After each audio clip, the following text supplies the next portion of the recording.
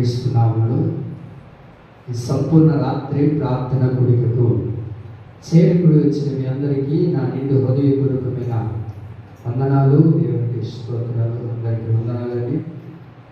ప్రభు మిమ్మల్ని అందరినీ కూడా ఆశీర్వదించుగాక. ప్రభు యొక్క కృప నిరంతరం మనకు తోడైండుగాక. ప్రభు యొక్క నీడలో ఉన్న ఆరోగ్యాన్ని ప్రభు మనకు కలగచేయుగాక. ఆమేన్. దేవుని ప్రియులారా, మీ అందరికీ గురించి ప్రార్థన చేసుకుంటున్నప్పుడు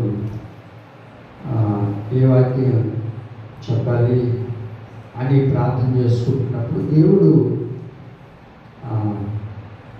చక్కటి వాక్యాన్ని నా హృదయంలో ఉంచాడు. ఆ వాక్యాన్ని మీ ముందు ఉంచడానికి నేను ఆశపడుతున్నాను.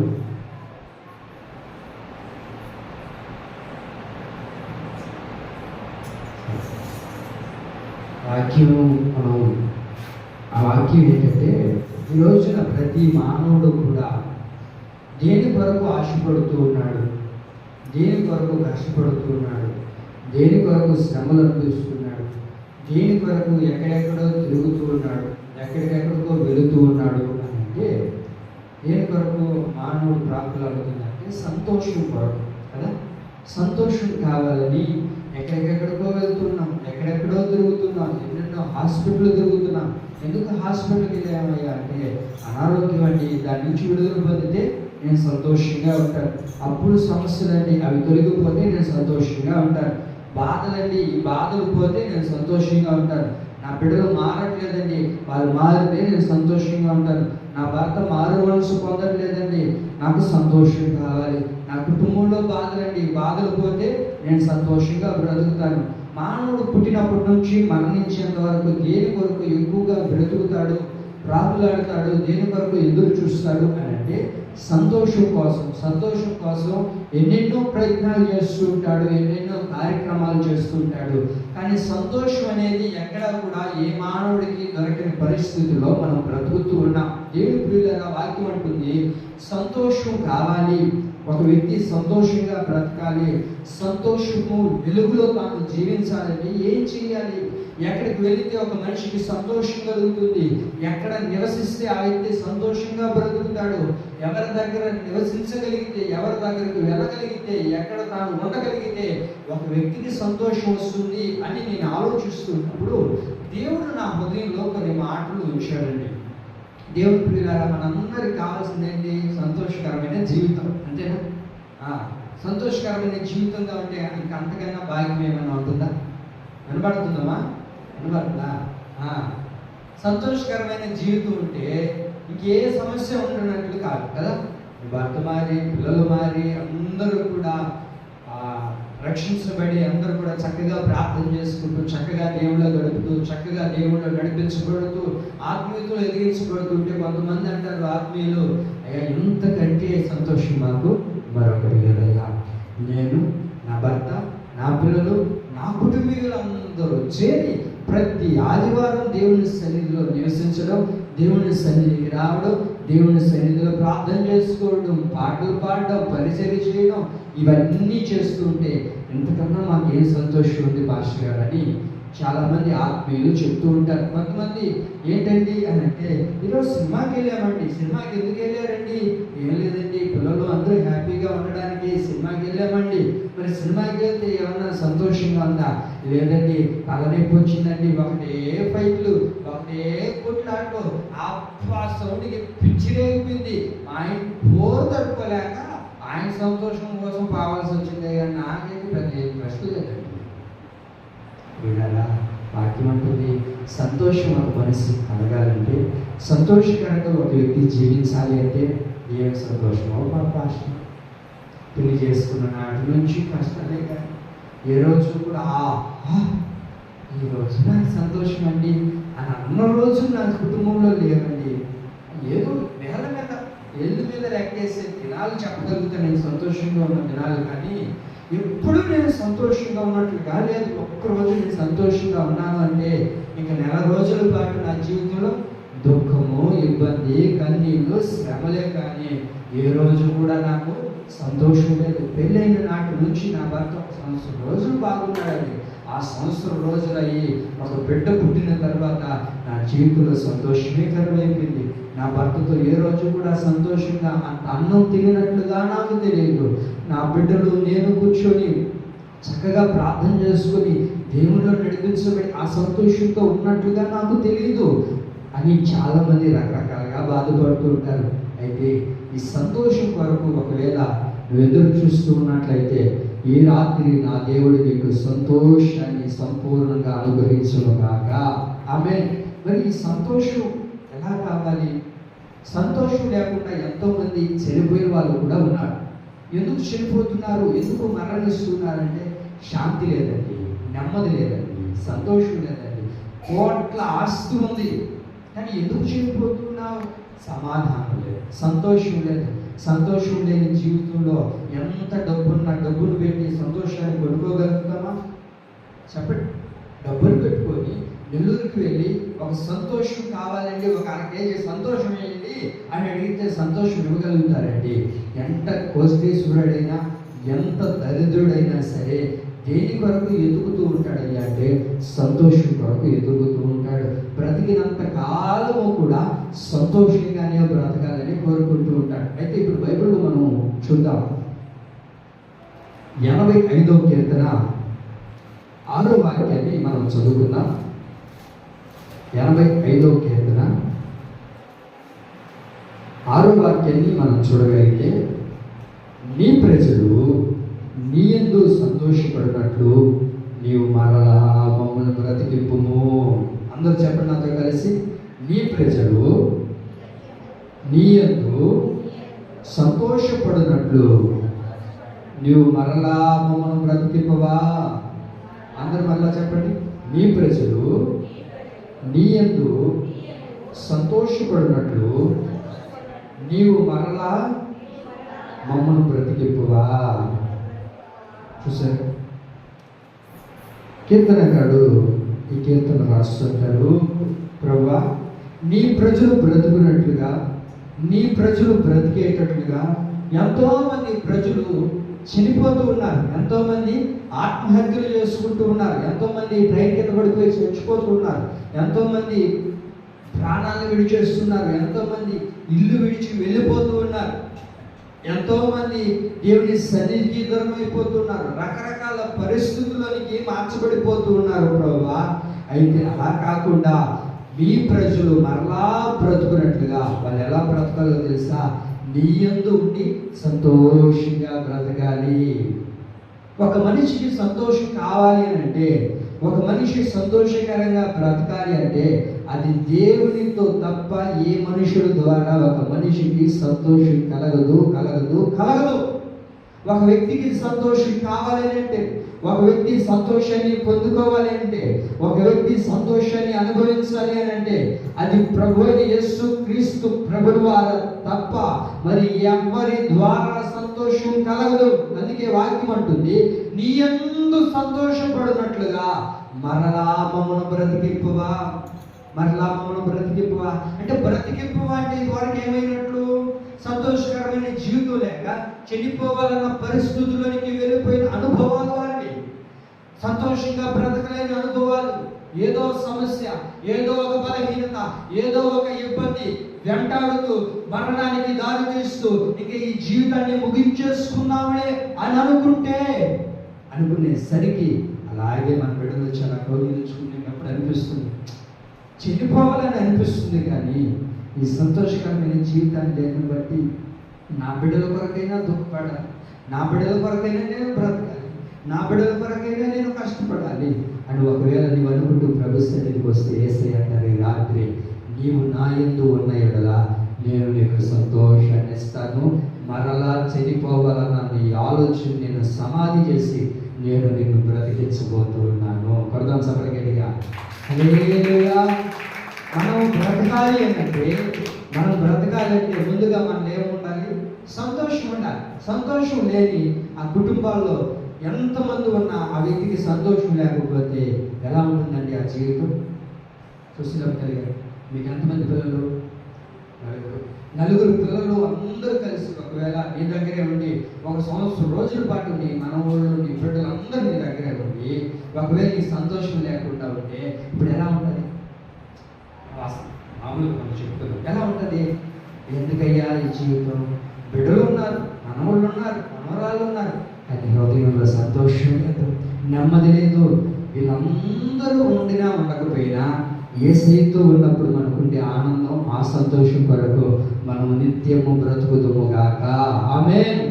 వాక్యం అంటుంది, నీ యందు సంతోషపడినట్లుగా నీవు మరలా చెప్పడమ్మా, నీవు మరలా మమ్మల్ని బ్రతికింపవా. ఇప్పుడు బ్రతకాలి అని అంటే మనలో ఏముండాలి? సంతోషం ఉండాలి. సంతోషం లేకుండా ఉంటే బ్రతకాలన్న ఆశ కలుగుతుందా? చెప్పండి. సంతోషంగా లేకపోతే బ్రతకాలని ఆశ కలుగుతుందా? బ్రతకాలని ఆశ ఎప్పుడు కలుగుతుంది? సంతోషంగా ఒక వ్యక్తి జీవించినప్పుడు, సంతోషంగా బ్రతికినప్పుడు. వాక్యం అంటుంది, నీవు సంతోషంగా ఉండాలి అని అంటే మనం ఎక్కడికి రావాలి? దేవుడిలో నిలిచి ఉండాలి. ఆమె ఎవరైతే నీ ప్రజలు నీ యందు సంతోషపడినట్లుగా, నీ ప్రజలు నీ యందు సంతోషపడినట్లుగా మరలా మమ్మల్ని బ్రతికింపవా, మరలా మనం బ్రతకాలి, ఈ జీవితాన్ని మనం కొనసాగించుకోవాలి, నడిపించబడాలి అని అంటే మనలో ఏముండాలి? చెప్పండి. సంతోషం ఉండాలి. సంతోషం లేకపోతే ఏం చెప్తాం మనం? నిన్ను చేసుకున్నా, నా బతుకు అలా నీకు, నాకు ఎన్ని సంబంధాలు వచ్చినాయి, అప్పుడు ఓడి చేసుకున్నానంటే ఎంత సంతోషమో అనుకోవచ్చు. అక్కడికి వెళ్తే ఒకవేళ సంతోషంగా ఉండొచ్చు, ఇక్కడికి వెళ్తే సంతోషంగా ఉండొచ్చు. ఎక్కడికి వెళ్ళినా సంతోషం ఒక వ్యక్తి కలగదు. ఒక మనిషి ద్వారా అతను పొరపాటున సంతోషం రాదు. వాక్యం అంటుంది, నీ ప్రజలు నీ యందు ఉన్నప్పుడే సంతోషపడతారు కదా ప్రభా, కనుక మరలా నీ ప్రజల్ని బ్రతికించయ్యా అని ఇక్కడ కీర్తనకారుడు రాస్తున్నాడు. నా దేవుని పిల్లగా సంతోషం కావాలి అని అంటే యేసయ్య యొద్దకు రావాలి. సంతోషం కావాలంటే యేసయ్య దగ్గర మనం నిలిచి ఉండాలి. సంతోషం కావాలంటే యేసులోనే మనం బ్రతకాలి. ఆమేన్.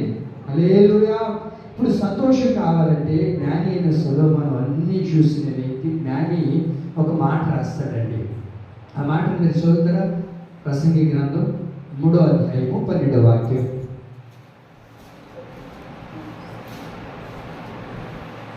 ప్రసంగి గ్రంథం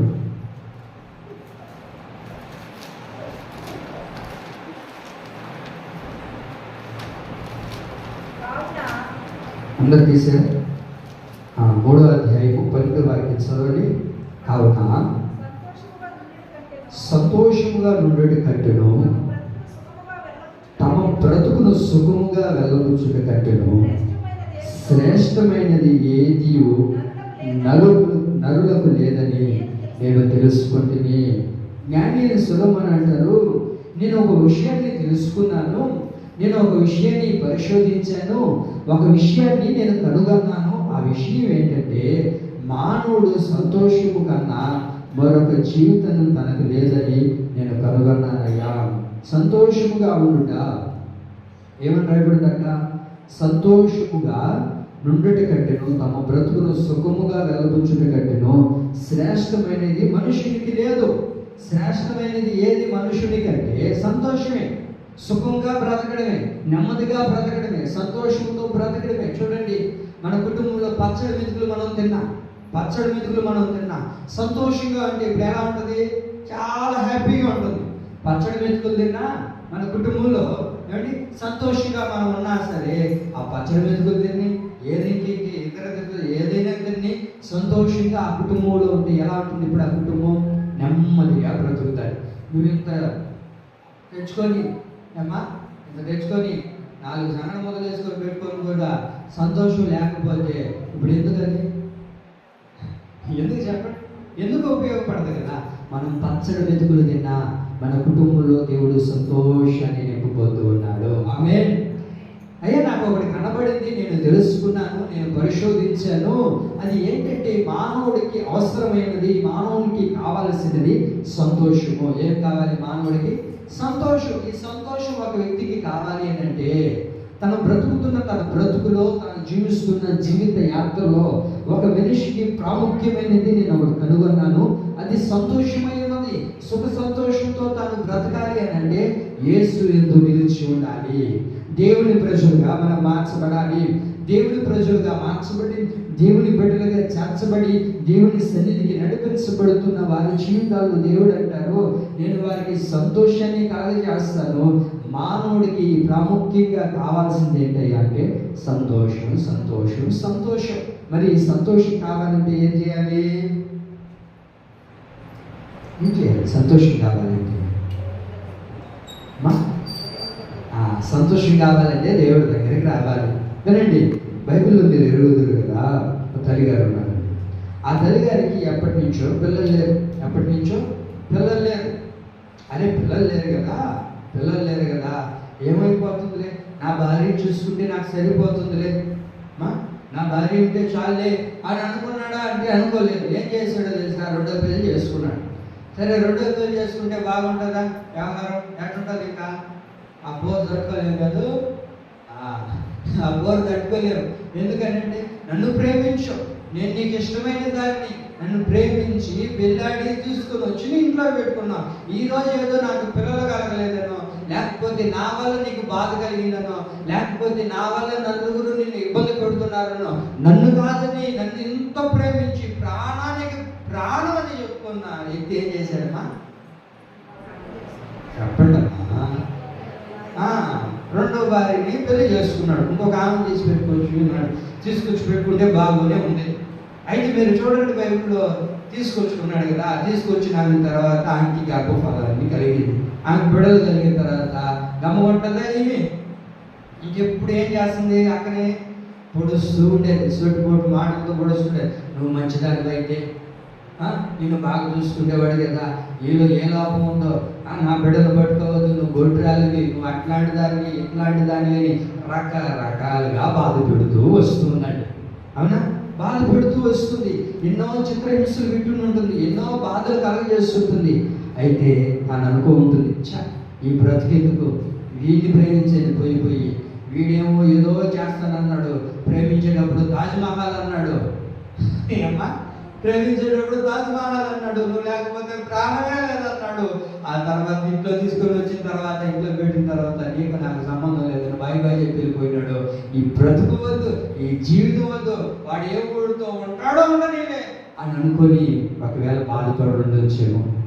నా దేవుని పిల్లరా, సంతోషం కొరకు ప్రార్థనాడిన పలుసార్లు భర్త వచ్చి అంటాడు, అమ్మాయి ఎందుకు అమ్మాయితో గొడవ పడుతుంటా ఊరికే, ఎప్పుడు చూసినా నీ పోతనుకోలేకపోతున్నాను, నేను ఆమె కన్నా నిన్ను ఎక్కువగా ప్రేమిస్తున్నానులే, పిల్లలు లేకపోతే ఏమి, 10 మంది పిల్లలతో నేను సమానం కదా అని ఇక్కడేమో ఆమె చల్లపరుస్తున్నాడు, మళ్ళీ ఆమె ప్రేమిస్తున్నాడు. అయితే దేవుని పిల్లలా, ఇవన్నీ చూసిన తన జీవితంలో మానవుని ద్వారా నాకు సంతోషం కలగదు. వేస్ట్. మానవుడి ద్వారా ఒకవేళ సంతోషం వస్తుంది అనుకున్నాను. నా యవన కాలంలో ప్రేమించి ఈ ప్రేమలోనే ఇంకా తెలిపోయాను. ఎట్లా ప్రేమించేటప్పుడు మీరు ఎట్లున్నారు? ప్రేమ అది మనకు తెలియదే అని ఎట్లున్నారు? అమ్మా, ప్రేమకి నిదర్శనం మనమే. తాజ్మహల్ చాలా మంది కట్టుకున్నాం కదా. వినండి, ఏమని ప్రేమించినప్పుడు ఎట్లుంది? బాగా ఉంది, ఇంక సంతోషంలే, ఇంక వీడిని చేసుకుంటే నాకు ఏ కష్టాలు ఉండవు, నాకు ఏ బాధలు రావు, నాకు ఏ ఇబ్బందులు కలగవు అని అనుకుని ప్రేమించి ఒకవేళ పెళ్లి చేసుకుని ఉంటుందేమో. ఆ పేరేం పేరు? అన్నమ్మ. ఇంక వీడితో ఉంటే ఇంక నా జీవితం తారుమారుగా మార్చబడిపోతుంది, నాకు చిన్న కష్టాన్ని కూడా తేనన్నాడు, నీ తల్లిదండ్రుల కంటే ఎక్కువగా చూసుకుంటానన్నాడు, నీ కంటిలో నుంచి చొక్క నీటి బొట్టు కూడా బయటికి రాల్చకుండా చూసుకుంటాను, నిన్ను అడుగు కింద పెట్టనిస్తానా? ఇంకేడ పెట్టనిస్తావు? దాన్ని ఆకాశంలో నడిపిస్తాను ఎన్నో చెప్పుకుంటాడు. అక్కడ కొంటది ఊహ పలకలో తెలిపోయి ఉంటుంది. ఆ అబ్బాయి బ్రతుకు మారిపోయిందిరా, నా ప్లేట్ అది తిరిగిపోయిందిరా, నా ఇంట్లో ఉండి మా అమ్మ నా దగ్గర ఎన్ని రోజులు తిట్టించుకునేది, ఎన్ని రోజులు పడేది బాధలు, ఇల్లేదు నన్ను చూసుకునేది, ఇంకేది నన్ను చూసుకునేది. నాకు ఒక రాజు వచ్చాడు, వస్తాడు, బాగానే ఉంటాడు, గుర్రం తెగించుకుంటాడు ఫస్ట్లో, ఆ తర్వాతే వినండి.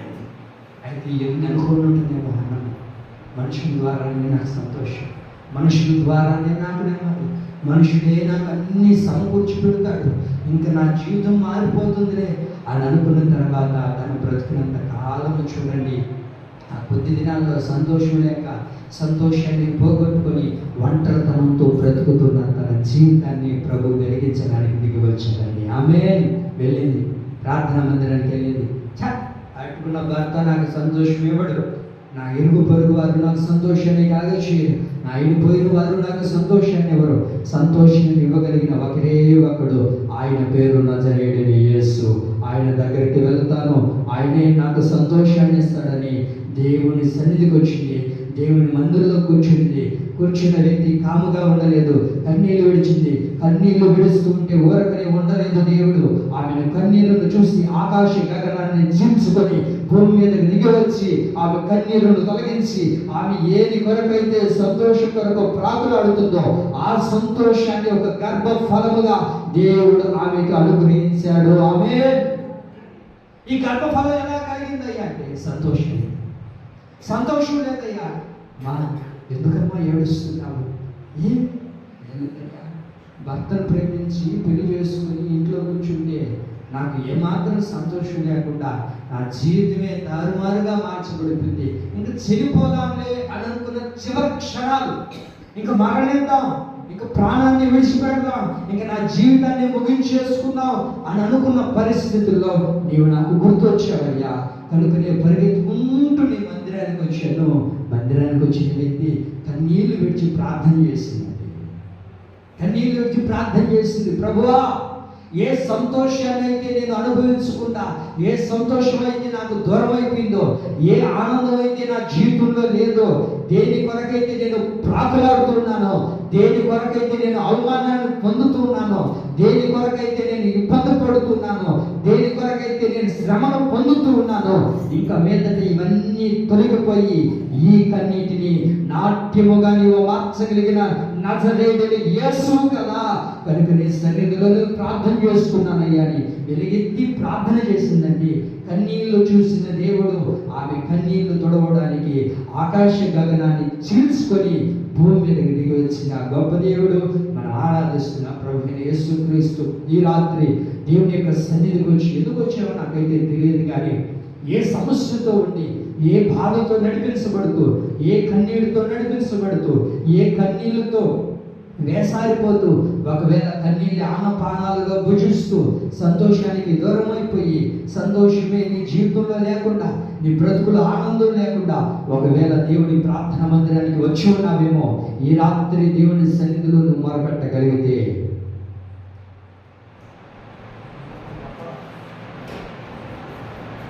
దేవుని పిల్లలారా, ఈ సంతోషం మనకు కలగాలి అంటే దేవుని సన్నిధికి మనం రావాలి. ఆమేన్. దేవుని సన్నిధికి వచ్చిన అన్నల జీవితాన్ని మనం పరిశీలించగలిగితే ఏం జరిగింది? దేవుడు కన్నీళ్ళు చూసి ఇంకా ఏడు అన్నాడా? ఏం చేశాడో తెలుసా? ఆ కన్నీళ్ళు చూసి ఊరకనే ఉండిపోలేదండి దేవుడు. నువ్వు ఏడుస్తుంటే ఒకవేళ నీ మనుషులు అలా చూస్తూ నిలబడతారేమో. నిన్ను కట్టుకున్న భర్త నీ భర్త దగ్గర నిలబడి నువ్వు 1 గంట సేపు అయినా ఏడు, అరగంట అయినా ఏడు, ఏమంటాడో తెలుసా? గంట సేపు ఏడుస్తావు, ఏడ్చి నువ్వే గమ్మగా అయిపోతావుగా. ఒకవేళ ఆ కన్నీళ్ళు తుడిచినా సరే హృదయంలో దాగి ఉన్న బాధను తీసివేయలేడు నరుడు. అయితే మనం ఆరాధిస్తున్న దేవుడు ఎవరో తెలుసా? నీ కన్నీటిని తొలగించి నీ కన్నీటికి జవాబు కలిగిన దేవుడే మనం ఆరాధిస్తున్న ప్రభువైన యేసుక్రీస్తు. హల్లెలూయా. అన్నమ్మ దేవుని సన్నిధికి వచ్చి కన్నీళ్ళు విడిచిందండి. ఏ సంతోషాన్ని అయితే పోగొట్టుకునిందో, ఏ బాధనైతే పోగొట్టుకునిందో, ఏ ఇబ్బందులు కొలిగులైతే తాను నడిపించబడుతుందో, దేవుడు ఆమెకు ప్రత్యక్షమై ఆమె జీవితంలో చేసిన ఒక సుచిత్రమైన కార్యం ఏంటో తెలుసా? ఒక చక్కటి గర్భఫలాన్ని ప్రభువు అనుగ్రహించాడు. ఏం చేశాడు దేవుడు? గర్భఫలాన్ని అనుగ్రహించాడు. ఆ సంతోషం అనే గర్భఫలాన్ని దేవుడు అనుగ్రహించిన తర్వాత ఇంకా అన్నమ్మ జీవితంలో ఆమె మరణించేంత వరకు, ఆమె మృతి పొందేంత వరకు ఇప్పుడు ఏం కలుగుతుంది? తనలో సంతోషం, ఆనందం. ఆ బిడ్డలు చూసినప్పుడు అల్లా ఏం కలుగుతుంటుంది? సంతోషమే కలుగుతుంటుంది. ఎన్ని బాధలు ఎదురైనా, ఎన్ని శ్రమలు తన జీవితంలో ఆ తర్వాత ఎదురైన ఉండొచ్చు ఒకవేళ, కానీ ఆ బిడ్డలు చూసినప్పుడు అల్లా ఏమవుతుంది? సంతోషం కలుగుతుంది. కారణం ఏంటంటే ఇన్ని దినాలు నేను పొందిన శ్రమ, ఇన్ని దినాలు నేను అనుభవించిన కష్టం, ఇన్ని దినాలు నేను పడిన బాధ ప్రభు నాకు తొలగించి గర్భఫలాన్ని సంతోష రూపంలో ప్రభు కలగజేశాడు. ఆమేన్. సంతోషాన్ని ఒక గర్భఫలముగా దేవుడు మార్చి ప్రభు అనుగ్రహించి ఆ కన్నీరును ప్రభు తొలగించినట్లుగా మనం చూడగలుగుతాం. ఆ తర్వాత ఆమె ఎక్కడైనా బాధపడినట్లుగా మనం చూడగలుగుతామా? సమూయేలు మొదటి గ్రంథం 2వ అధ్యాయము. సమూయేలు మొదటి గ్రంథం 2వ అధ్యాయము మొదటి వాక్యం చదవండి.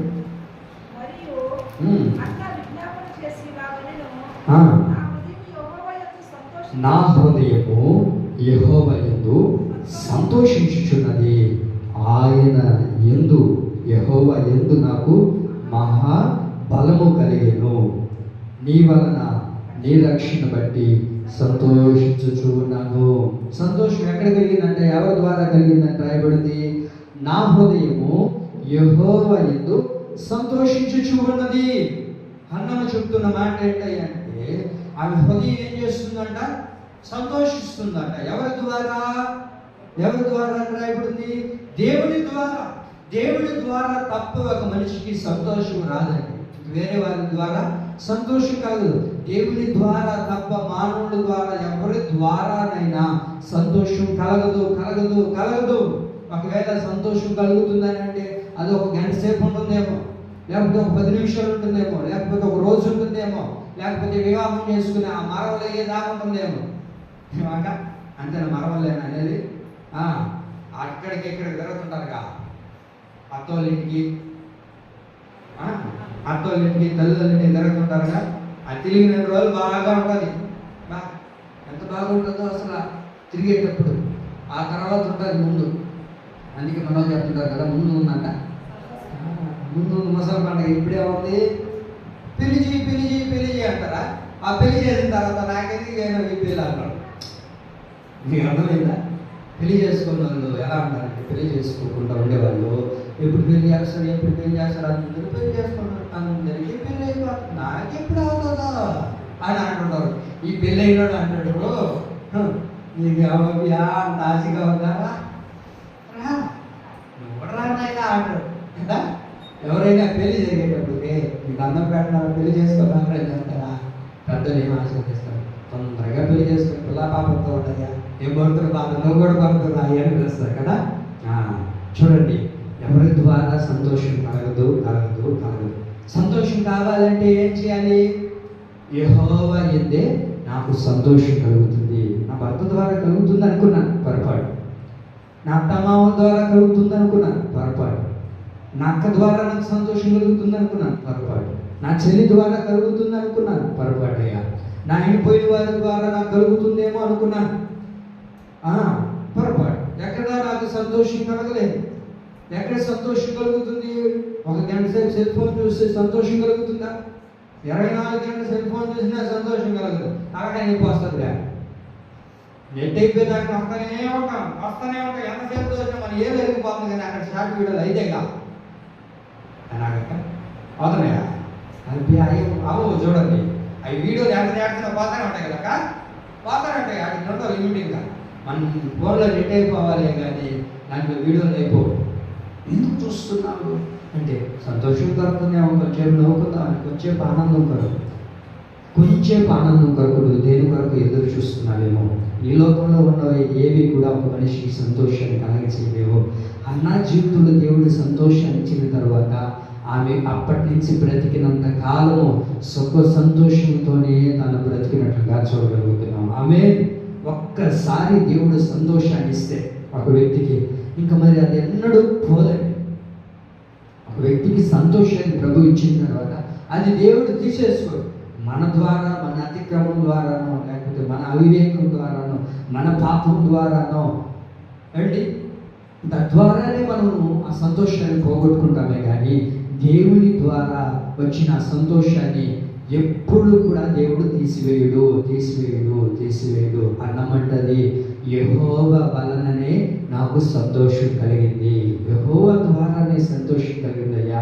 నేను అంటాను, ఒకవేళ నాకు రేపు ఎప్పుడైనా అన్నమ్మ కనబడితే అడగదాం అనుకున్నా, పరలోకానికి వెళ్ళినప్పుడు అడగదాం అనుకున్నాను, ఏమ్మా ఆ మధ్య ఎప్పుడు నువ్వు ప్రార్థన మందిరానికి వెళ్ళలేదా?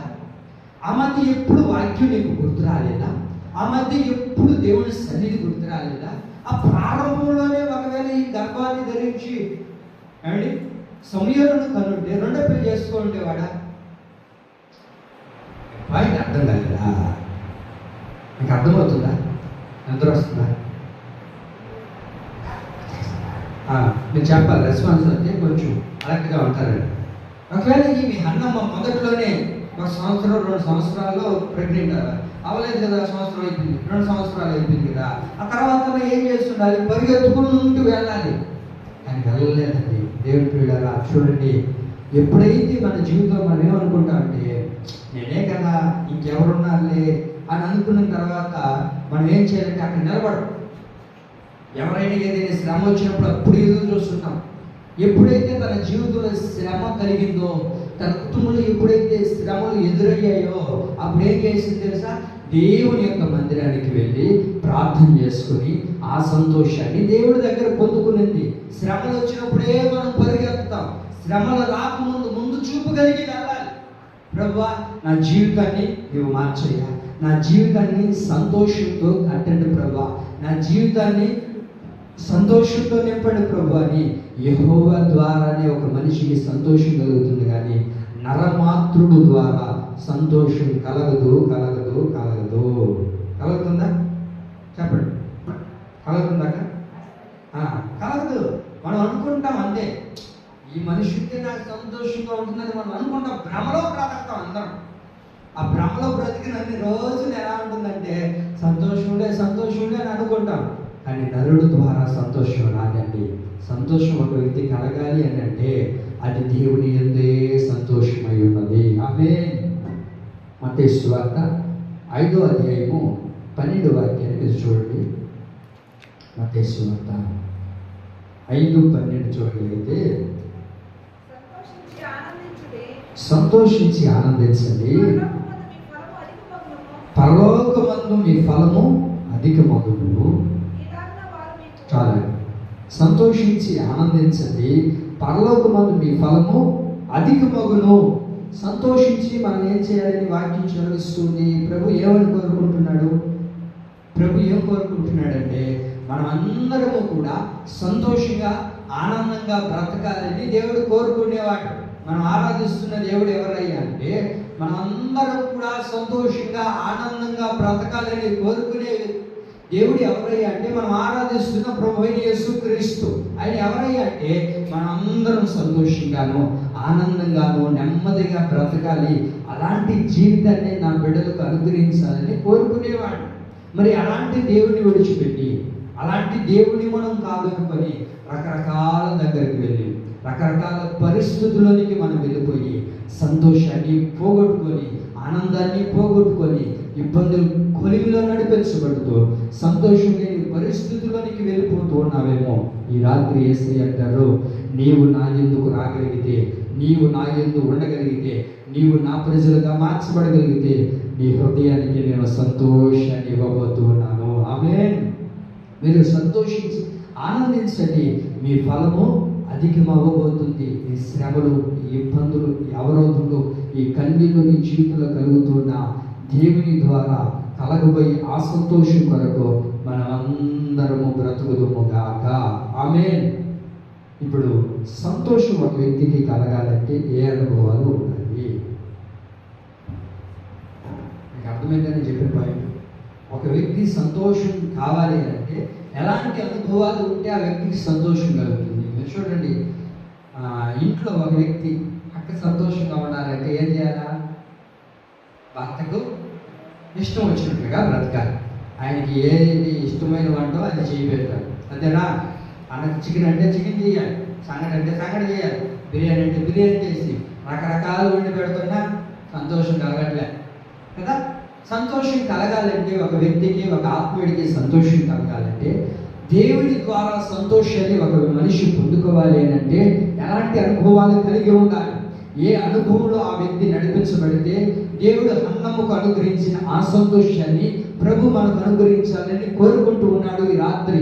ఏ బాధతోనూ వచ్చి ఉన్నా, ఎలాంటి శ్రమల మధ్య నువ్వు నలిగిపోతూ ఉన్నా, ఎలాంటి కన్నీటితో ప్రభు పాదాల చెంతకు వచ్చి ఉన్నా, ఈ రాత్రి అన్నము కనుగురించిన అదే సంతోషం నీ బ్రతుకులో ఏ బాధనైతే బాధపడుతున్నావో వాటన్నిటిని తొలగించడానికి ప్రభు మన మధ్యలోనికి ఈ రాత్రి దిగి వచ్చాడు. అయితే ఈ సంతోషం పొందుకోవాలంటే కొన్ని అనుభవాలు మనకు ఉండాలి. ఏముండాలి మనకు? కొన్ని అనుభవాలు, కొన్ని లక్షణాలు. సంతోషాన్ని పొందుకునే కొన్ని అనుభవాలు మనలో ఉన్నప్పుడే మనం సంతోషాన్ని పొందుకోగలుగుతాం. సంతోషం పొందుకోవాలంటే ఎవరికైనా వస్తుందా సంతోషం? రాదు. ఒక వ్యక్తికి సంతోషం కలగాలి అంటే ఏం చెయ్యాలి? సంతోషాన్ని ఒక మానవుడు అనుభవించాలంటే ఎక్కడెక్కడో తిరగడం కాదు, ఎక్కడికెక్కడికో వెళ్ళిపోవడం కాదు. అయితే ఈ వ్యక్తి సంతోషపడాలంటే ఏం చేయాలి? ఎలాంటి అనుభవాల్లో నడిపించబడితే ఒక వ్యక్తికి సంతోషం కలుగుతుంది? చూద్దామా? లూకాసు సువార్త 15వ అధ్యాయము. అందరూ తెరవండి. లూకాసు సువార్త 15వ అధ్యాయము 6వ వాక్యం చూడండి. మీరు నాతో కూడా సంతోషించండి, తప్పిపోయిన నా గొర్రె దొరికినని వారితో చెప్పారు. ఈ సందర్భాన్ని మనం ఒకసారి ఆలోచిద్దాం. ఒక గొర్రెల కాపరికి 100 గొర్రెలు ఉన్నాయంట. ఎన్ని గొర్రెలు ఉన్నాయంట? 100 గొర్రెలు ఉన్నాయంట. ఈ 100 గొర్రెల్లో ఒక్క గొర్రె తప్పిపోయిందంట. ఎన్ని? 99 తప్పిపోయా? ఒకటి పోయిందా? చెప్పండి. ఒకటి తప్పిపోయింది. ఒకటి తప్పిపోయినప్పుడు ఆ గొర్రెల కాపరి అడవంతా తిరుగుతూ ఉన్నాడు. దేని వరకు తిరుగుతూ ఉన్నావయ్యా అని అంటే ఆ గొర్రెల కాపరి అంటారు, అయ్యా నా గొర్రె ఒకటి తప్పిపోయిందయ్యా, నా గొర్రె ఒకటి తప్పిపోయిందయ్యా, దాని కొరకు ఎదురు చూస్తున్నాను, దాని కొరకు నేను తిరుగుతూ ఉన్నానయ్యా. వాళ్ళే పెద్ద మనుషులు పోవయ్యా, దాన్ని ఎవరో ఒకరు తినేస్తుంటారు అంటున్నారు. దాన్ని ఎవరో ఒకరు ఎత్తుకొని వెళ్ళిపోయి ఉంటారు, లేకపోతే ఏ సింహమో ఎలుగుబంటో తినేస్తుంటుంది, ఎప్పుడో చెల్లిపోయి ఉంటుంది పోవయ్యా, దాని కొరకు ఎదురు చూస్తున్నావు. ఇంకా 99 ఉన్నాయిగా, ఇంకా 99 ఉన్నాయిగా, మరి వాటినన్నా జాగ్రత్తగా కాపాడుకోబో అని చెప్పుంటారేమో. కానీ తన జీవితంలో తాను ఏమనుకున్నాడు అంటే ఈ 99 ఉన్నప్పటికీ ఆ ఒక్క గొర్రె కొరకు ప్రాకులాడుతూ వెళ్ళి వెతికి ఆ ఒక్క గొర్రెను తీసుకుని వచ్చిన తర్వాత తను చెప్తూ ఉన్నాడు, నేను పోగొట్టుకున్న ఈ గొర్రె పిల్ల నాకు దొరికింది. చెప్పండి, నేను పోగొట్టుకున్న గొర్రె పిల్ల నాకు దొరికింది కనుక నాతో పాటు మీ అందరూ కూడా సంతోషించండి, నా యందు మీరుని సంతోషించండి అన్న సందర్భాన్ని ఇక్కడ మనం చూడగలుగుతాం, జ్ఞాపకం చేసుకోగలుగుతాం. అయితే దేవుడు ప్రియులారా, ఈ గొర్రె పిల్ల దేనికి సాదృశ్యంగా ఉన్నాయా అంటే విధేయతకు సాదృశ్యంగా కనబడుతుంది. గొర్రె పిల్ల అనగా దేనికి సాదృశ్యం?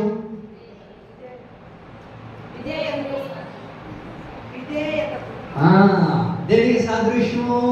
గొర్రె పిల్ల విధేయతకు సాదృశ్యం. విధేయత కలిగిన ఏ వ్యక్తి అయితే ఉంటాడో, ఏ వ్యక్తి అయితే విధేయత కలిగి జీవించగలుగుతాడో, ఏ వ్యక్తిలో అయితే విధేయత ఉంటుందో ఆ వ్యక్తి సంతోషాన్ని పొందుకునే అనుభవాన్ని పొందుకుంటాడు. మొదటి మాట, విధేయత ద్వారా సంతోషం కలుగుతుంది. ఒక ఆత్మీయుడికి సంతోషం కలగాలంటే, ఒక క్రైస్తవుడికి సంతోషం కలగాలంటే అది విధేయత ద్వారానే కానీ మరి దేని ద్వారా ఒక క్రైస్తవుడికి సంతోషం కలగదు. అయ్యా 99 ఉన్నాయి కదయ్యా, ఈ ఒక్కటే కదా అని అంటే ఆ ఒక్క దాని కొరకి ఎదురు చూసాడంట. ఆ ఒక్కటి ఏంటో తెలుసా? విధేయత. బ్రదర్, అన్ని చేస్తున్నాం కదా, అన్ని క్వాలిటీస్ ఉన్నాయండి మనలో అన్ని క్వాలిటీస్ ఉంటాయి, అన్ని ఉంటాయి. కానీ ఏముండదో తెలుసా? విధేయత అన్ని చేస్తాం, సకల విధాలు చేస్తాం, కానీ మనలో ఏముండదు? విధేయత ఉండదు. వాక్యం అంటుంది 99 నీలో ఉన్న విధేయత నీకు లేకపోతే సంతోషం పొరపాటున ఏ వ్యక్తికి కూడా కలగదు. ఒక వ్యక్తికి సంతోషం కలగాలి అంటే ఆ వ్యక్తి జీవితంలో విధేయత రావాలి. బ్రదర్, 99 ఉన్నాయి కదా, ఈ ఒక్కటి లేకపోతే ఏమైపోతుంది అని అంటే ఆ ఒక్క దాని ద్వారానే జీవితాలు పతనమైపోతుంది. వాక్యం అంటుంది విధేయత ఏ వ్యక్తిలో అయితే ఉంటుందో, విధేయత ఏ వ్యక్తిలో అయితే అనుభవించగలుగుతాడో తద్వారా తనకి ఏం కలుగుతుందయ్యా అంటే ఏం కలుగుతుందంట? సంతోషం కలుగుతుందంట. 99 ఉన్న 99 కొరకు ఎదురు చూడలేదు. ఒక్కటి అనబడుతున్న ఆ విధేయతను పోగొట్టుకున్నాడు. ఆ విధేయతను ఎప్పుడైతే పొందుకోగలిగాడో వెంటనే తన జీవితంలో కలిగిన అద్భుత కార్యం ఏంటో తెలుసా? సంతోషం, సంతోషం, సంతోషం. చూడండి, కొంతమంది కుటుంబంలో అన్నీ చేస్తారు. మా నీకు ఇష్టం వచ్చినట్లే కదా అనుకున్నానా, ఒక్కసారి మా ఫ్రెండ్స్ రమ్మంటున్నారా? ఎక్కడికమ్మా? ఒక్కసారిమా నా ఫ్రెండ్స్ రమ్మంటున్నారు. ఎక్కడికో చెప్పదు, ఇదే చెప్తుంది. ఎంతసేపుకి జెంట్ వేసుకుంటే చెప్తుంది అప్పుడు. అది సరే తల్లి ఎన్నోసార్లు ఎన్నిసార్లు చెప్పిన పలుమార్లు హెచ్చరించిన తల్లికి విధేయత లేకుండా ఇల్లు దాటి వెళ్ళిపోయిన వారి యొక్క జీవితాన్ని మనం చూడగలుగుతున్నాం. ఎంతోమంది యవనస్తుల బిడ్డలు వారి విధేయతను తల్లిదండ్రులకు చూపక పాడైపోయిన వారు ఉన్నారు. దేవుని యొక్క వాక్యం అంటుంది, నీ తల్లిదండ్రులకు నువ్వు ఎప్పుడైతే విధేయత కలిగి ఉంటావో, నీ దేవునికి ఎప్పుడైతే నువ్వు విధేయత కలిగి ఉంటావో, వాక్యానికి ఎప్పుడైతే నువ్వు విధేయత కలిగి ఉంటావో, నీ సేవకుడికి ఎప్పుడైతే నువ్వు విధేయత కలిగి ఉంటావో, తద్వారా నీకు ఆటోమేటిక్గా ఎత్తుకుంటా వచ్చేది ఏంటో తెలుసా? సంతోషం. విధేయత కలిగి జీవించు. అయ్యా 99 ఉన్నాయ్యా. 99 అంటే పరిచయం చేస్తున్నాం, దశభాగాలు ఇస్తున్నాం, కార్యక్రమాల్లో పాల్పొప్పులు పొందుతున్నాం, ఎక్కడ ప్రార్థనలన్నా వెళ్తున్నాం, ప్రతి దానిలో ముందుంటున్నాం. ఇన్ని 99 చేసినా ఒక్కటి అనబడుతున్న విధేయత లేకపోతే సంతోషం పొరపాటున రాదు. ఒక వ్యక్తికి సంతోషం కలగాలి అని అంటే, ఒక వ్యక్తి జీవితంలో సంతోషాన్ని అనుభవించాలంటే తనలో మొట్టమొదటిగా ఏముండాలి అంటే విధేయత ఉండాలి. 99 నువ్వు చేసి పెట్టినా 99 వంటకాలు చేసి పెట్టు. ఇంట్లో గుడ్లు ఉతుకు, బట్టలు ఉతికి, పిల్లలు రెడీ చేసి, అన్ని ఇల్లంతా సర్దుకొని అన్నీ చేసి పెట్టేసి, ఇక నా భర్త వచ్చేటప్పుడు అన్నీ చేసి పెట్టేసి ఉండాలని అన్నీ చేసేసి ఇల్లంతా చక్క పెట్టుకొని ఆయనకి ఇష్టం వచ్చిన పలహారాలన్నింటినీ వండి పెట్టి, ఆయనలో విధేయత లేదే. విధేయత ఉండిందనుకో ఆటోమేటిక్గా కుటుంబంలో ఏమొస్తుందట? సంతోషం వచ్చేస్తుంది. నువ్వు పిలవకపోయినా నీకంటే ఉంటుంది. అది నీకంటే నీకు ఒక స్నేహితుడిగా అది మారిపోతుంది. ఏంటో తెలుసా? సంతోషం. ఏంటయ్యా నీవు వెనక ఎందుకు ఇంత సంతోషంగా అంటావు? ఎప్పుడు చూసినా నీ ముఖం సంతోషంగా వెలిగిపోతుందంటే నా దేవుడికి నేను ఎలా ఉన్నానో తెలుసా? విధేయత కలిగి జీవిస్తున్నాను. నా దేవుడికి నేను విధేయతరాలిగా నేను బ్రతుకుతున్నాను కనుక సంతోషం నా నుంచి దూరం అయిపోదయ్యా. వాక్యం అంటుంది 99 ఉన్న ఆ మనిషి దేని కొరకు వెళ్ళాడయ్యా అంటే ఆ ఒక్క గొర్రె కొరకు వెళ్ళాడట. ఆ గొర్రె అనబడుతున్న విధేయత ఏ వ్యక్తిలో అయితే ఉంటుందో అతని జీవితంలో ఏం కలుగుతుంది? సంతోషం కలుగుతుంది. విధేయత చూపకపోతే, విధేయత చూపనందువల్ల ఒకరి అవిధేయత వలన అనేక మంది పాపులుగా మార్చబడ్డారు. ఎవరి వల్ల? ఒక్కరి అవిధేయత వల్ల. విధేయత లేని దాన్ని బట్టి, అరే దేవుడు చెప్పాడు కదా, దేవుడు ఈ పని చేయొద్దు అన్నాడు కదా, ఈ ఫలాన్ని తినొద్దు అన్నాడు కదా, ఇంక దాని జోలికి వెళ్ళకూడదు అన్నా కదా. ఇప్పుడు తోటలో ఎన్ని పండ్లు లేవు, ఎన్నో రకరకాల పండ్లు ఉన్నాయి కదా, వీటన్నిటినీ తినొచ్చు కదా.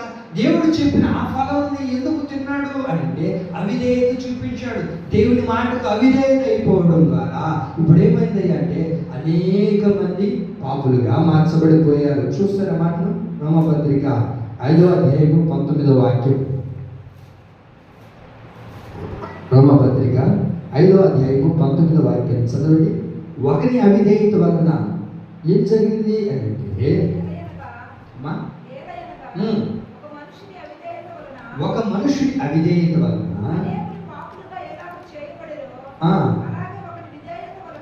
చాలు మళ్ళీ చదువు, మళ్ళీ చదవాక మళ్ళా చదవండి. ఎలాగనగా ఒక మనుషుడి అవిధేయత వలన అనేకులు పాపులుగా ఎలాగూ చేయబడ్డారో, ఎలాగ అయిపోయారో ఒకరి అవిధేయత వల్ల. ఏమైంది? ఒకరి అవిధేయత వల్ల ఏమైపోయిందండి? అనేక మంది పాపులుగా మార్చబడిపోయారు.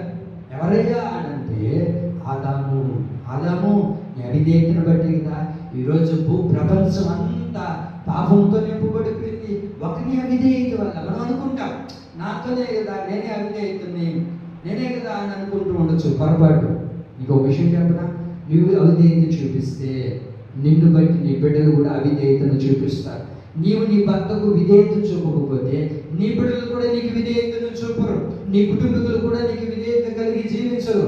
కారణం ఏంటంటే నీ భర్తకు విధేయత చూపిస్తే నీ నీడలో బ్రతుకుతున్న నీ పిల్లలు కూడా నీకు విధేయులుగా మారుతారు. నువ్వు అనొచ్చు, రైట్, చెప్పిన మాట ఎందుకు వినట్లేదు, చెప్పిన మాట వినాలి కదా, సరిగా ఉండాలి కదా, నా మాట అంటే బొత్తిగా నీకు భయం లేకుండా పోతుంది, నా మాట అంటే నీకు ఏమాత్రం భయం లేకుండా నిర్లక్ష్యం చేస్తున్నావు అని అంటే ఆ బిడ్డ ఉంటుంది, నువ్వు నాన్న మాట వింటున్నావా,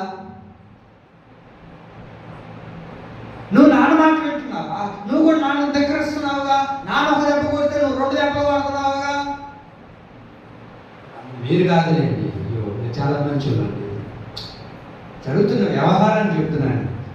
నువ్వు నాన్నకులో పడితే నీ నీడలో బ్రతుకుతున్న నీ బిడ్డలు నీకు విధేయులు కలిగి జీవిస్తారు, నీకు భయపడతారు. మన పరమ తండ్రి అనబడుతున్న యేసు క్రీస్తు ప్రభువు వారికి నీవు నేను విధేయత కలిగి జీవిస్తే మన కుటుంబంలో ఉన్నవారు కూడా మనకు విధేయులుగా మార్చబడతారు. ఆమేన్. మనలో విధేయత ఉండదు, అవిధేయత మనలో ప్రారంభించబడిపోయింది. కారణం ఏంటంటే ఒకని అవిధేయత వలన ఏమైంది, ఒకని అవిధేయత వలన అనేక మంది ఏమైపోయారు, పాపులుగా మార్చబడ్డారు.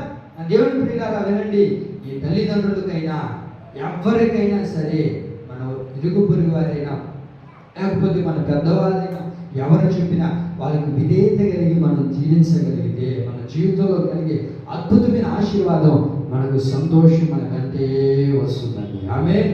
ఒక మనిషికి సంతోషం కలగాలి అని అంటే ఆ వ్యక్తి జీవితంలో ఏముండాలో తెలుసా, విధేయత ఉండాలి, విధేయత ఉండాలి. ఒకరి అవిధేయత వలన అనేక మంది పాపులు బయలుదేరారు. అయితే అక్కడే చదువుతాం, చదవండి అక్క పక్క వాక్యం.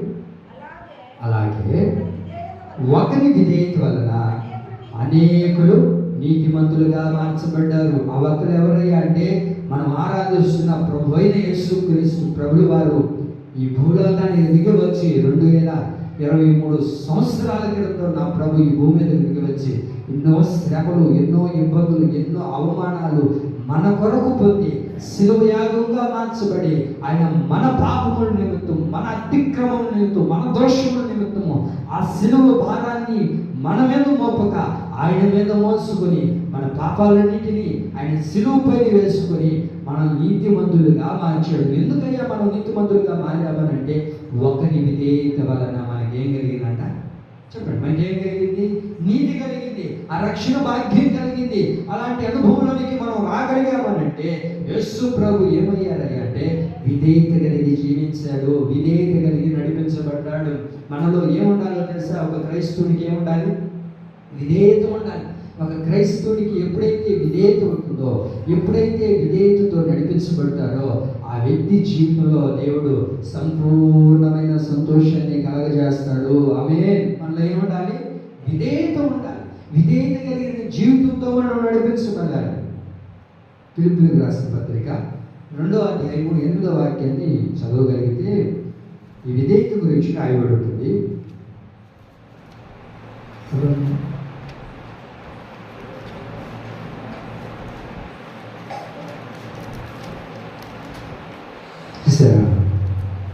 ఫిలిప్పీయులకు రాసిన పత్రిక 2వ అధ్యాయము 8వ వాక్యం.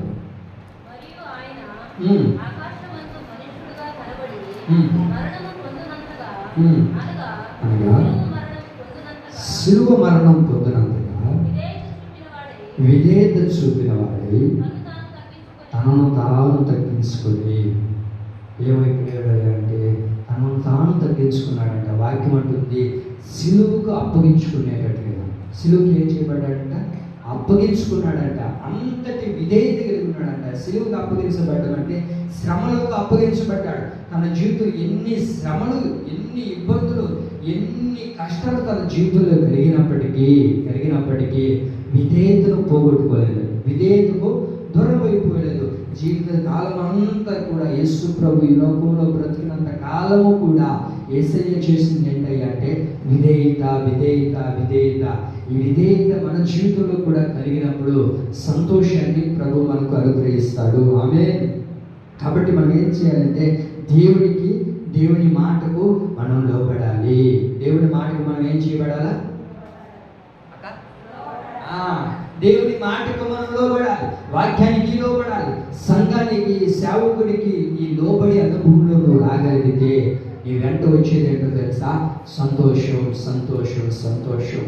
అయ్యా 99 ఉన్నా సరిపోతుందంటే 99 ఉంటే సరిపోదయ్యా, ఒకటి నాలో కొదువైపోయింది, ఆ ఒకటి కొరకు నేను ప్రాకులాడుతున్నాను, ఆ ఒక్కటి నాకు ఇప్పుడు పొందుకున్నాను, ఆ ఒక్కదాన్ని నేను ఇప్పుడు పొందుకున్నాను, ఆ విధేయతను నేను అనుభవిస్తున్నాను, ఆ విధేయత నాలోకి వచ్చేసరికి నాలో ఏమైందో తెలుసా?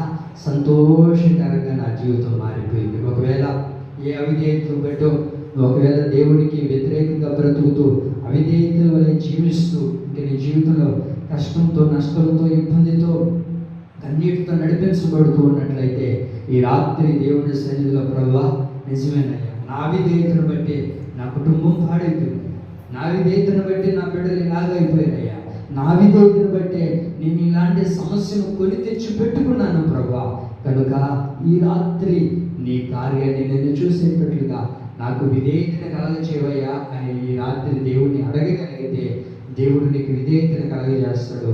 నువ్వు అడగకపోయినా నీ వెంట సంతోషం పరిగెత్తుకుంటూ వస్తుంది. ఆమేన్.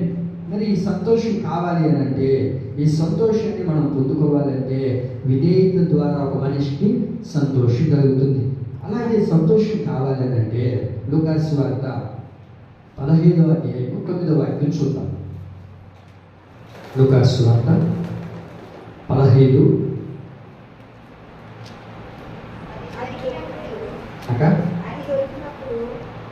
గట్టిగా చదువుతారా? అది దొరికినప్పుడు తన చెలికత్తెలతో తన పొరుగు వారిని కూడా పిలిచి నాతో కూడా సంతోషించండి, నేను పోగొట్టుకున్నది నాకు దొరికి ఉన్నది అని మనం చదువుకుంటున్నాం. రెండవదిగా సంతోషం కలగాలి అని అంటే ఏ అనుభవం మనలో ఉండాలి అని అంటే స్తుతి చెల్లించడం ద్వారా సంతోషం కలుగుతుంది. చెప్పండి అందరూ, దేని ద్వారా కలుగుతుంది సంతోషం అంటే? స్తుతి చెల్లించడం ద్వారా, దేవుని స్తుతించడం ద్వారా సంతోషం కలుగుతుంది. ఇక్కడ ఒక స్త్రీ కనబడుతుంది మనకు, ఇక్కడ ఒక వ్యక్తి కనబడుతుంది. ఆమె ఏం చేస్తుంది అంటే ఒక నాణ్యాన్ని పోగొట్టుకునింది. ఏం చేస్తుంది ఆమె? నాణ్యాన్ని పోగొట్టుకునింది. నాణ్యము అని అంటే, నాణ్యము అనగా శబ్దము అని అర్థం. శబ్దము అని అంటే స్తుతి అని అర్థం. అర్థమైందండి? నాణ్యం అంటే ఒక శబ్దము, ఈ శబ్దంలో నుంచి రాగలిగినది స్తుతి. అయ్యా ఈమె ఎవరయ్యా అంటే ఒకప్పుడు స్తుతిని చేయకుండా పోగొట్టుకున్న వ్యక్తి. దేవుని స్తుతించకుండా, దేవుని ఆరాధించకుండా, దేవుని గణపరచకుండా వీటన్నిటినీ పోగొట్టుకున్న వ్యక్తి తన జీవితంలో ఏమైందయ్యా అంటే నెమ్మది లేదు, సంతోషం లేదు. అలాంటి పరిస్థితుల్లో ఇప్పుడు నాకు సంతోషం కావాలంటే నేనేం చేయాలి అని ఆలోచన చేసిన తన జీవితంలో ఎప్పుడైతే దేవుణ్ణి స్తుతి కొరకు వెతికిందో, దేవుని స్తుతి కొరకు వెతకడం ప్రారంభించిందో, ఆ స్తుతి దొరికిన తర్వాత, స్తుతి అనబడుతున్న నాణ్యం దొరికిన తర్వాత తన జీవితంలో కలిగిన అద్భుతమైన కార్యం ఏంటో తెలుసా? తన జీవితంలో దేవుడు సంతోషాన్ని కలగజేశాడు. ఆమేన్. ఆ నాణ్యం అని అంటే స్తుతి, స్తుతి, స్తుతి. వినండి దేవుని పిల్లలారా, ఆ ఇల్లు స్తుతి లేకుండా ఉన్నప్పుడు ఎలా ఉందంటే చీకటిమయంగా. విన్నారా? విన్నారా?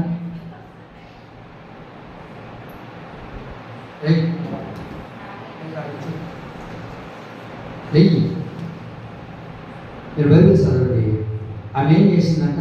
ఆ నాణ్యం కొరకు వెతుకుతూ ఉందంట. మా నాణ్యం ఎందుకు పోగొట్టుకున్నామమ్మా అని అంటే, నాణ్యం పోగొట్టుకున్నప్పుడు ఆ ఇల్లు ఎలా ఉన్నాయి అంటే చీకటిమయంగా ఉంది. ఎలా ఉంది ఆ ఇల్లు? చీకటిమయంగా ఉంది. ఎప్పుడైతే తాను ఆ దీపాన్ని వెలిగించుకొని ఆ ఇంట్లో ఆ దీపం పెట్టిందో, ఇప్పుడు ఆమె పోగొట్టుకున్న ఆ నాణ్యం అనబడుతున్న ఆ స్థుతిని తాను పొందుకోగలిగింది. స్థుతి లేనంత దినము తన కుటుంబంలో ఏమైపోయింది? చీకటిమయంగా మార్చబడిపోయింది. చీకటి కాలంగానే జీవిస్తుంది. ఎక్కడ వెళ్తుందో, ఏం చేస్తుందో, దేన్ని పట్టుకుంటుందో కూడా తెలియని పరిస్థితి. కారణం ఏంటంటే స్థుతిని పోగొట్టుకునేదిగా.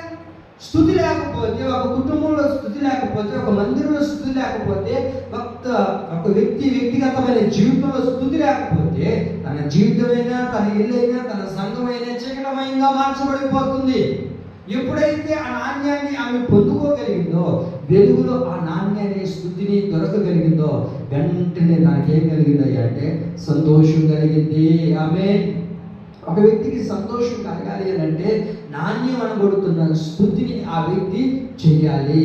ఏ వ్యక్తి అయితే దేవుని స్థుతించగలుగుతాడో, ఏ వ్యక్తి అయితే దేవుని ఆరాధించగలుగుతాడో, శ్రమలోనైనా, ఇబ్బందుల్లోనైనా, కష్టంలోనైనా, ఒడిదుడుకుల్లోనైనా, ఏ పనిలో నీవు ఉన్నా సరే నువ్వేం చేయాలో తెలుసా?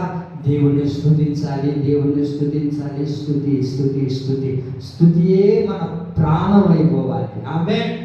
స్థుతి ఏమైపోవాలి? మనకు ప్రాణం అయిపోవాలి. స్థుతించకుండా నేను బ్రతకలేనయ్యా, స్థుతి లేకుండా నేను జీవించలేనయ్యా అనేటట్లుగా మనం మారిపోవాలండి. చూడండి దేవుని ప్రియులారా, ఆమె జీవితంలో స్థుతి లేనంత కాలం ఆ కుటుంబం, ఆ ఇల్లు ఎలా ఉందయ్యా అంటే చీకటిమయంగా మార్చబడిపోయింది. మీరు చూడండి, ఆ నాణ్యం ఎప్పుడు దొరికిందయ్యా అంటే దీపం పెట్టుకున్నప్పుడు దొరికిందంట. ఎప్పుడన్నా వేయాక చెప్పండి. దీపం పెట్టుకున్నప్పుడు అంటే అంతకుముందు ఏముంది ఆ ఇంట్లో? అది అంతకుముందు చీకటి ఉంది. చీకటిలో నువ్వు ఎంత వెతికినా ఏమైనా కనబడుతుందా? అరే ఎక్కడికి వెళ్తున్నావు, ఏది మంచిది, ఏది చెడ్డది, ఇట్లా వెళ్తే మంచిదా కాదా, ఇవేమీ లేవు మనకి. ఎట్ట కనబడితే అట్ట వెళ్ళిపోయేది. గుడ్లో చేయాలి చూసారా? ఆ టైంలో ఎట్ట వెళ్తారా, ఎట్ట వెళ్దాం, ఎట్ట వెళ్ళమంటారా, మనసుకి ఎట్ట తోస్తే అట్ట వెళ్ళిపోయిందంట. దేవుని ప్రియులారా, ఎప్పుడైతే ఆ దీపాన్ని వెలిగించుకునిందో ఆ స్థుతి ఆమెకు దొరికింది. ఆ స్థుతి దొరికిన తర్వాత ఏ సంతోషం అయితే తన జీవితంలో పోగొట్టుకునిందో ఆ జీవితాన్ని తన జీవితంలో ప్రభు అనుగ్రహించాడు. ఆమేన్. ఆ సంతోషాన్ని ప్రభు అనుగ్రహించాడు. కారణం ఏంటమ్మా? ఇదివరకు నాణ్యాలు ఉన్నాయి కదా అంటే ఉన్నాయండి. ఎందుకంటే అవన్నీ ఎక్కడ ఉన్నాయి? చీకట్లో ఉన్నాయి. చీకటి అనుభవంలో నడిపించబడుతుంది తాను. అయితే ఎప్పుడైతే తాను వెలుగులో స్థుతించడం ప్రారంభించిందో ఆ తర్వాత నాణ్యం దొరికిన తర్వాత ఆ కుటుంబమే వెలుగుమయంగా మార్చబడుతుంది. కనుక మనం ఎప్పుడు కూడా ప్రతి సమయంలో దేవుని స్థుతించేవారిగానే ఉండాలి, దేవుని ఆరాధించేవారిగానే ఉండాలి, దేవుని మహిమపరిచేవారిగానే ఉండాలి, దేవుని కీర్తించేవారిగానే ఉండాలి. ఎప్పుడో కష్టం, ఎప్పుడో శ్రమలు వచ్చినాయని, ఎప్పుడో బాధలు కలిగినాయని దేవుని స్థుతించడం మానేయకూడదు. ఎలాంటి శ్రమలు ఎదురైనా, ఎలాంటి బాధలు మన జీవితంలో ఎదురైనా దేవుణ్ణి స్థుతిస్తూ మన జీవితాన్ని కొనసాగించాలి. ఆమేన్. కొంతమంది ఎప్పుడు స్థుతిస్తారు అని అంటే పుట్టినరోజు వచ్చినప్పుడు స్థుతిస్తారు. ఎప్పుడు స్థుతిస్తారు? పుట్టినరోజులు వచ్చినప్పుడు, లేకపోతే పెళ్లి రోజులు వచ్చినప్పుడు, ఇంకెప్పుడాక ఎందుకు చెప్తాలే రోజు వాక్యం అంటుంది, నువ్వు స్థుతించినప్పుడల్లా సరే నీకేం కలుగుతుందో తెలుసా? సంతోషం కలుగుతుంది, హృదయానికి నెమ్మది కలుగుతుంది. కొంతమంది చూడండి, నిద్ర రాకపోయినప్పుడు కొంత దొరుకుతూనే ఉంటారు. నిద్ర వస్తే నిద్ర పోవాలా, నిద్ర రాకపోతే ఏం చేయాలా? గురించి దేవుణ్ణి స్థుతించాలి. దేవుణ్ణి స్థుతిస్తూ ఉన్నాం అనుకోండి, దేవుడిని దగ్గరకు వచ్చేస్తాడు. నువ్వు స్థుతిస్తూ ఉంటే దేవుడిని దగ్గరకు దిగి వచ్చేస్తాడు. నువ్వు స్థుతిస్తూ ఉన్నావు అనుకో, దేవుడు అక్కడ నిలబడలేడు, ఆయన కాదు ఉంచుకోలేడు. ఎందుకంటే నువ్వు స్థుతిస్తున్నావు కదా, దేవుడిని ఆరాధిస్తున్నావు కదా, నీ స్థుతులు వినడానికి దేవుడు దిగి వచ్చేస్తాడు. దేవుడు నువ్వు స్థుతిస్తుంటే ఆ స్థుతుల మధ్యలోనే నీకు సంతోషాన్ని ప్రభు కలగజేస్తాడు. ఆమేన్. దావీదు వృద్ధాప్యమందు ఉన్నాడండి. దావీదు వృద్ధాప్యమందు ఉన్నాడు. స్థుతించలేకుండా ఇంకా దేవుని ఎక్కువగా స్థుతించాలి, దేవుని స్థుతి కీర్తనలు నాకు వినబడాలి అని చెప్పి ఏం చేశాడు తెలుసా? 4,000 మందిని తీసుకుని వచ్చి పెట్టాడంట. ఎంతమందినమ్మా? ఒకరినా ఇద్దరినా? 4,000 మందిని తన రాజ్యంలో ఉంచుకున్నాడు. ఎందుకయ్యా 4,000 మందిని తీసుకొని వచ్చావు? ఒక ఇద్దరైతే సరిపోదు పాటలు పాడడానికి. నేను మరి అక్కడికి సరిపోమా పాటలు పాడడానికి? చెప్పండమ్మా. నాగేంద్రమ్మ, పాస్టరమ్మ, మెర్సక్క, లక్ష్మక్క, వీళ్ళందరూ కావాలా? 4,000 మందిని తీసుకొని వచ్చాడంట దావీదు వృద్ధాప్యమందు. ఎందుకు తీసుకొని వచ్చాడు దావీదు అని అంటే, దినవృత్తాంతంలో మొదటి గ్రంథం 23వ అధ్యాయం 5వ వాక్యాన్ని చదవండి. దినవృత్తాంతం మొదటి గ్రంథం 23 5వ వాక్యం. 23:5.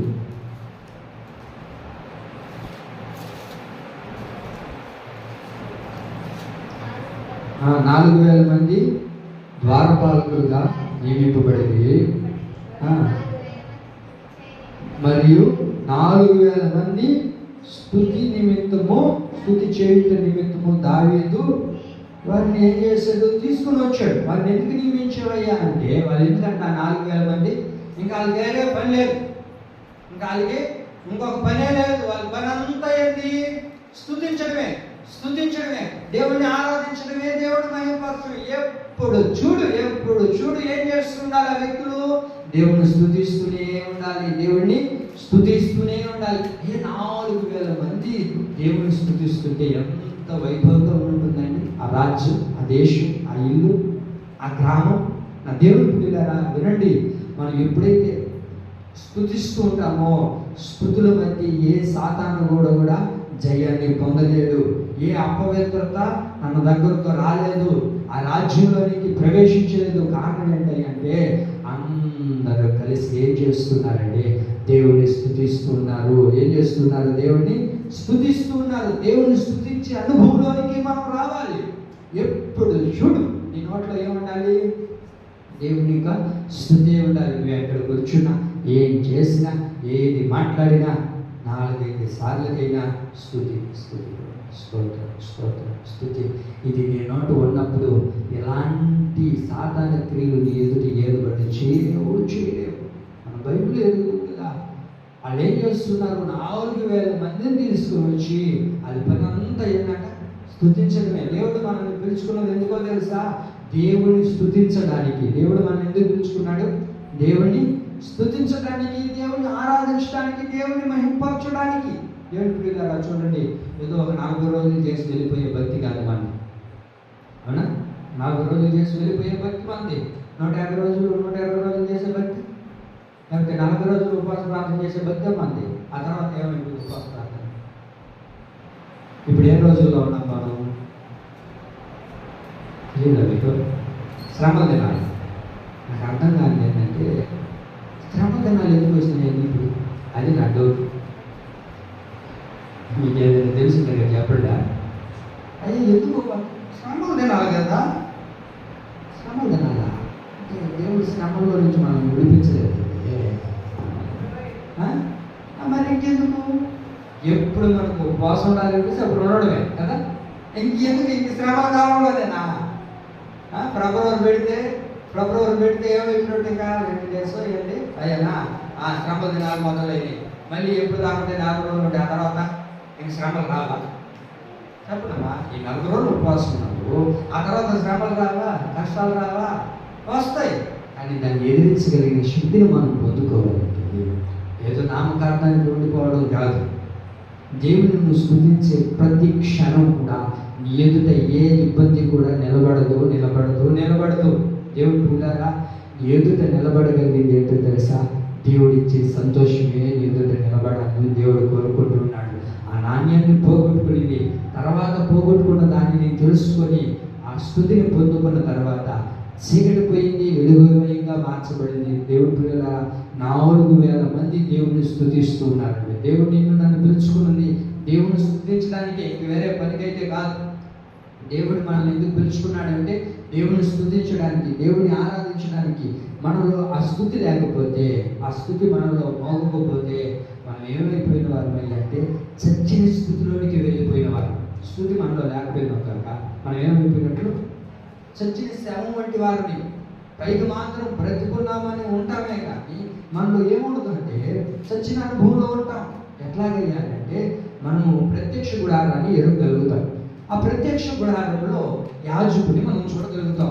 యాజకుడు వస్త్రాన్ని ధరించి ఆ అంచులో, వింటారండి, ఆ అంచులు ఉంటుంది కదా, అంచులన్నిటికీ కలిపి గంటలు ఉంటాయి.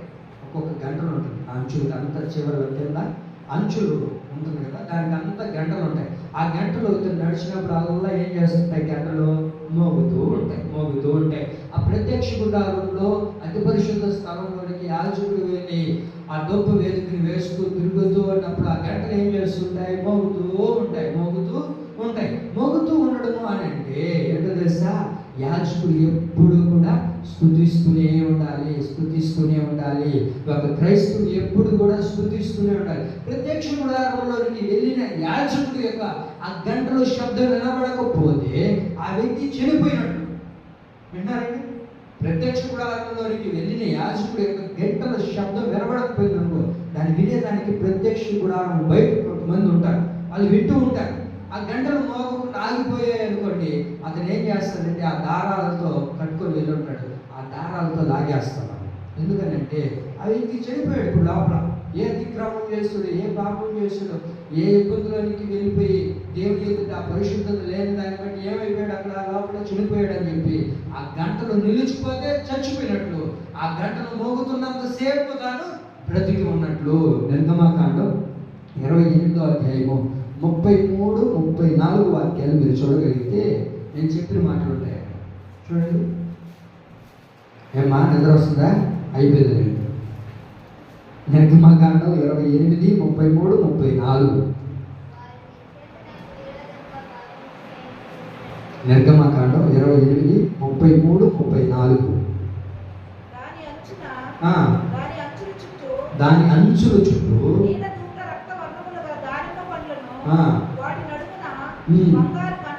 బంగారు గంటలను నిలువుట అంగి చుట్టూ దాన్ని ఏం చేయాలి, ఆ గంటలను తగిలించాలి. ఆ తగిలించిన తర్వాత యాజకుడు వెళ్ళి దాన్ని లోపల ఉన్నప్పుడు ఆ గంటలు మోగుతూ ఉంటాయి. గంటలు శబ్దము దేనికి సాదృశ్యం చెప్పాను? స్తుతికి సాదృశ్యం. ఈ స్తుతి లోపలికి వెళ్ళినప్పుడు ఏం చేయబడాలి? వినబడుతూనే ఉండాలి. ఒకవేళ ఆ స్తుతి లేకపోతే ఏమైపోయినట్లు? చనిపోయినట్లు, తాను మరణించినట్లు. అయితే మన జీవితంలో కూడా స్తుతి అనే శబ్దం లేకపోతే మనం కూడా మరణించినట్లే. కనుక దేవుని ప్రియులారా, వాక్యం అంటుంది మనం ఎల్లప్పుడూ దేవుని స్తుతించేటట్లుగా ఉండాలి. మనము, మన కుటుంబం ఎల్లప్పుడూ ఏం చేయాలి? స్తుతించాలి. 41వ కీర్తన 13వ వాక్యంలో ఆ మాట రాయబడి ఉంటుంది. చూడండి. 41వ కీర్తన 13వ వాక్యంలో 41:13 ఇశ్రాయేలు దేవుడైన యెహోవా శాశ్వత కాలం నుండి శాశ్వత కాలం వరకు స్తుతింపబడును గాక. మన కుటుంబంలో ఎప్పుడు కూడా మనం రక్షణ పొందుకొని మన జీవితాన్ని ముగించేంత వరకు కూడా మనం ఏం చేయాలి? దేవుడిని స్తుతిస్తూనే ఉండాలి. ఇదే మన ధ్యానం అయిపోవాలి. యేసునామములో ఆమేన్. ఏమయ్యాక మళ్ళీ ఏమైపోవాలి? స్తుతే మన ప్రాణం అయిపోవాలి. చూడండి, కొంతమంది ఆ వృద్ధాప్యం వయసు వచ్చిన వాళ్ళు కొంతమంది ఉంటారు, ఏదో జపమాలు మందానికి ఏదో ఎత్తుకొని ఉంటారు. ఏం చేస్తుంటారు? దాన్ని చెప్తా ఉంటారు. ఏం చేస్తుంటారు? ఆ ఉపయోగం ఉండదు, ప్రయోజనం ఉండదు. అయినా సరే ఏదో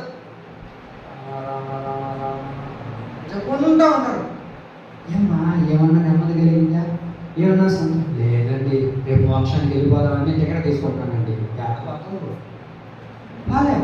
వాక్యం అంటుంది శాశ్వత కాలం నుంచి శాశ్వత కాలం వరకు దేవుని నువ్వు స్తుతించగలిగితే, దేవుని నువ్వు మహిమపరచగలిగితే నీ కుటుంబానికి నెమ్మది కలుగుతుంది, నీ కుటుంబానికి శాంతి కలుగుతుంది, నీ కుటుంబంలో అద్భుతమైన కార్యాన్ని నువ్వు పొందుకుంటావు. కారణం ఏంటో తెలుసా?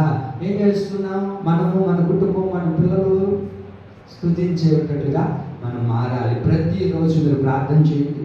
మీరు మీ పిల్లల గురించి కూర్చోగలుగుతున్నామా? మన పిల్లలు పెట్టుకొని సాయంత్రం 7 అయిందంటే మన పిల్లలకు తెలియాలి. ఎక్కడ ఆడుకుంటున్నా, ఏ వీధిలో ఉన్నా, ఏ సందులో ఉన్నా, ఏ ఇంట్లో కూర్చొని ఉన్నా, 7 అయిందంటే ఎక్కడ ఉండాలా? ఇంట్లో వచ్చి వాలిపోవాలా? 7 అవుతానే ఎక్కడ ఉండాలి? అక్కడ నాను ఇంట్లో ఉండాలా? ఎందుకు ఇక్కడ జరుగుతున్నాడు? అది గంట పట్టినట్టు అయిపోవాలా టైం. ఏంటంటే వెంటనే వచ్చి మమ్మల్ని కూర్చొని బయలుదేరుకొని ప్రభువానికి స్తోత్రం అని దేవుని స్తుతించే అనుభవానికి మనం బిడ్డలు తీసుకొని రావాలి. ఆమేన్. అదే నీకు సంతోషం కావాలంటే నువ్వు దేవుడిని ఏం చేయాలి? స్తుతించాలి. దేవుడి దగ్గర మనం ప్రార్థన చేయాలి. మన కుటుంబంలో మన బిడ్డలకు అది నేర్పించాలి. ఎప్పుడైతే మనం అలా చేయగలుగుతామో, మన బిడ్డలకు ఎప్పుడైతే స్తుతిని నేర్పించగలుగుతామో, స్తుతిలో ఉన్న శక్తిని పొందుకొని తద్వారా సంతోషాన్ని ప్రభు అనుగ్రహిస్తాడు. ఆమేన్. కనుక మనము, మన కుటుంబీకులు, మన పిల్లలు మనం ఏం చేయాలి? స్తుతించాలి, స్తుతించాలి, స్తుతించాలి. ఒక మాట, బైబిల్ చదువుతున్నారా? చదువుతున్నారా? చదవలేదా? నేను వచ్చిన కొత్తలో చెప్పాను. ఏమని చెప్పాను? ఎవరైతే బైబిల్ చదివి కంప్లీట్ చేస్తారో మళ్ళా నేను ఎప్పుడైనా వస్తే అప్పుడు మీకు ఖచ్చితంగా నేను ఒక మంచి బహుమతిని ఇస్తానని చెప్పాను. ఎప్పుడు? నేను వచ్చిన కొత్తలో. అవునా? మీకు గుర్తుందా? చెప్పండి, గుర్తుందా లేదా? అంత గుర్తుంటే ఇంకేమయ్యా? బైబిల్ చదవడం మనం ప్రారంభించాలి. బైబిల్ చదవగలుగుతున్నావా? కాబట్టి ఎక్కడైనా బైబిల్ చదవండి. ఏం పని ఉంటుంది మనకు? సమయం ఉన్నప్పుడల్లా బైబిల్ చదవడం ప్రారంభించాలి. రానున్న దినాల్లో బైబిల్ కూడా మనకు దొరకదు. అలాంటి సమయంలో మనం చదవాలనుకున్నా చదవలేం. కనుక ఉన్నప్పుడే మనం ఏం చేయాలి? బైబిల్ ఉన్నప్పుడే మనం చదవాలి. సమయం ఉన్నప్పుడల్లా మనం బైబిల్ చదువుతూ ఉండండి. బైబిల్ చదవండి. మీ పిల్లలకు కూడా ఈ విధంగా నేర్పించాలి. అర్థమైందా? బైబిల్ చదవండి. వాక్యం చదవడం మనకు చాలా ప్రాముఖ్యత. ఆ బైబిల్ చదవడం మనకు చాలా ప్రాముఖ్యత. ప్రతిరోజు బైబిల్ చదవండి. ప్రతిరోజు దేవుని స్తుతించాలి. నీకు ఎన్ని ఉన్నా సరే ఒక సమయాన్ని కేటాయించుకుని ఈ సమయంలో నేను ప్రార్థన చేసుకోవాలి. ఈ సమయంలో దేవుణ్ణి నేను స్తుతించాలి. ఈ సమయంలో నేను వాక్యం చదవాలి. మనం ఏం చేస్తాం తెలుసా? వాక్యం చదివేటప్పుడు ఏదైనా ఫోన్ వచ్చిందనుకో, వెంటనే ఏం చేస్తాం? ఫోన్ ఆ బైబిల్ పక్కన పెట్టేసి ఇంకా ఫోన్ తీసుకొని సొల్లంతా మాట్లాడుకుంటాం. ఉపయోగం లేని మాట్లాడు. అని దేవుడితో కదా మాట్లాడుతున్నావు. వాక్యం చదవడం అంటే ఏంటి? దేవుడితో మాట్లాడుతున్నావు. దేవుడు మనతో మాట్లాడుతున్నాడు అని అర్థం. మరి ఇంక మధ్యలో ఇంకా ఇతరులు వచ్చినప్పుడు అవి మనకు అవసరం. దాన్ని సైలెంట్గా వీడియోస్ అక్కడ పెట్టాం. చూడండి, మీరు కొంతమంది బైబిల్ చదవతానే ఉంటాం. దేవుడు ఫోన్ చేయలేదు. ఇంకా సరే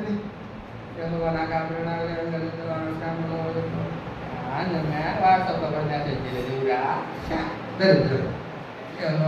నేను స్థానంతో కనిపెట్టుకుని ఆయన నా కొరకు చెవి నా మొర ఆలకించిన నాశనకరమైన గుట్టలో నుండి గుట్టలో సరేనే మనం చదవదాం. ఏం పెట్టినది ఈరోజు స్టాటస్లో నువ్వు కూర్చుంది ఎందుకు కూర్చున్నాను చెప్పండి? వాక్యం చదవడానికి కూర్చున్నాను. మనకు బాగా కనెక్ట్ అవుతుంది కదా. నాకు కూడా లేదు. ఎట్లా వాక్యం చదవడానికి కూర్చున్నాం? ఈ మధ్యలో ఇది ఎందుకు వచ్చింది? ఈ దరిద్రం, ఈ ఫోన్ ఎందుకు వచ్చింది? ఏసైతో కదా మనం మాట్లాడుతున్నాం. ఏసై మనతో మాట్లాడేటప్పుడు మధ్యలో ఇంకొక ఎందుకు రావాలి? ఇంక దాన్ని సైలెంట్గా పెట్టాలి. మేము కూడా ప్రార్థనలో కూర్చున్నప్పుడు ఫోన్ బాగుతా కదా, మా శ్రేయస్ చేస్తాడు. కూర్చో, ఇంకా ఆడికి అర్థం అయిపోతుంది. ఓహో, ఆ రెండో రోజు మళ్ళీ ఫోన్ మోగినప్పుడు కూడా అడే చేస్తున్నాడు. నీకు లేదు, ఇంకా అర్థమైంది. ఎందుకు? నేను ప్రార్థనలో కూర్చుంటే ఇది ప్రార్థన సమయం, ఇది ఫోన్ ఎత్తుకునే సమయం కాదు. ఫోన్ వచ్చినా అమ్మ ప్రార్థనలో కూర్చున్న తర్వాత అది కొట్టుకుంటారు. దాని పని అది సోదరు పెడుతుంటుంది. అది సోదరు మనకు అది ఎన్ని చేసినా సరే ఇంకా మనం ఎత్తకూడదు. ఆ సమయంలో కేటాయించే సమయంలో చూడండి, ఇంక వేరే పనులు ఇతర పనులు చేయకూడదు కదా. డ్యూటీకి వెళ్ళింది అనుకో, రాగాక వంట చేస్తా రావాలి. వంట చేయకుండా ఫోన్ మాట్లాడుకుంటా ఉంటే ఏమంటారాక? ఇంటికి పోయి మాట్లాడుకోమ్మా అని అంటారు. అంతేనా? ఇంటికి పోయి మాట్లాడుకోము, ఒక గంట వెనకమ్మా జీవితాంతం మాట్లాడుకుంటా ఉంటుకో అని అంటారు. అసలు లేదాక ఇప్పుడు ఏసైతో మనం మాట్లాడుతున్నప్పుడు ఈ దరిద్రం ఎందుకు వచ్చింది మధ్యలో? స్టాటస్ అంతా నీకేం పని? వాక్యం చదివేటప్పుడు వాక్యమే ఉండాలి. ఆ తర్వాత చూసుకోవాలి ఎవరు వద్దామా? దేవుని పిల్లగా వాక్యం చదివేటప్పుడు వాక్యమే ఉండాలి. ఇంకా ఇతర కార్యక్రమాలు వెళ్ళిపోకూడదు. నేను వచ్చినాను బయట ఈ రాలేదే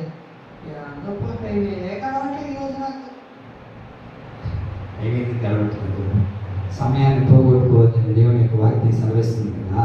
మరి బైబిల్ చదువు. ఎంతవరకు నువ్వు బైబిల్ చదవగలుగుతున్నావు? ఎంతవరకు బైబిల్ చదవగలుగుతున్నావు?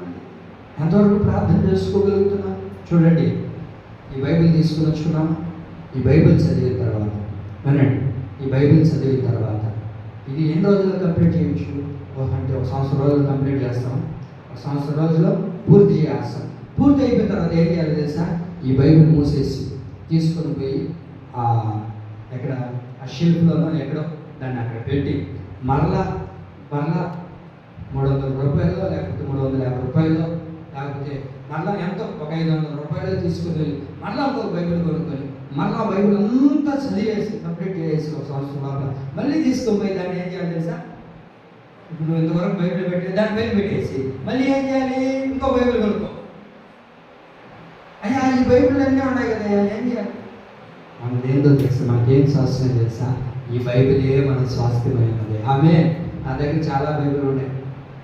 నేను సేవకు వచ్చి నాకు తెలిసి నేను చిన్నప్పటి నుంచి ఏ బైబిల్ పెట్టుకున్నాను అది కూడా నా దగ్గర జాగ్రత్తగా పెట్టుకోవాలి. అది చిరిగిపోయినా పేపర్ నలిగిపోయినా ఏమైపోయినా కూడా దాన్ని జాగ్రత్తగా పెట్టుకొని మళ్ళీ బైబిల్ కొనుక్కుంటుంటా.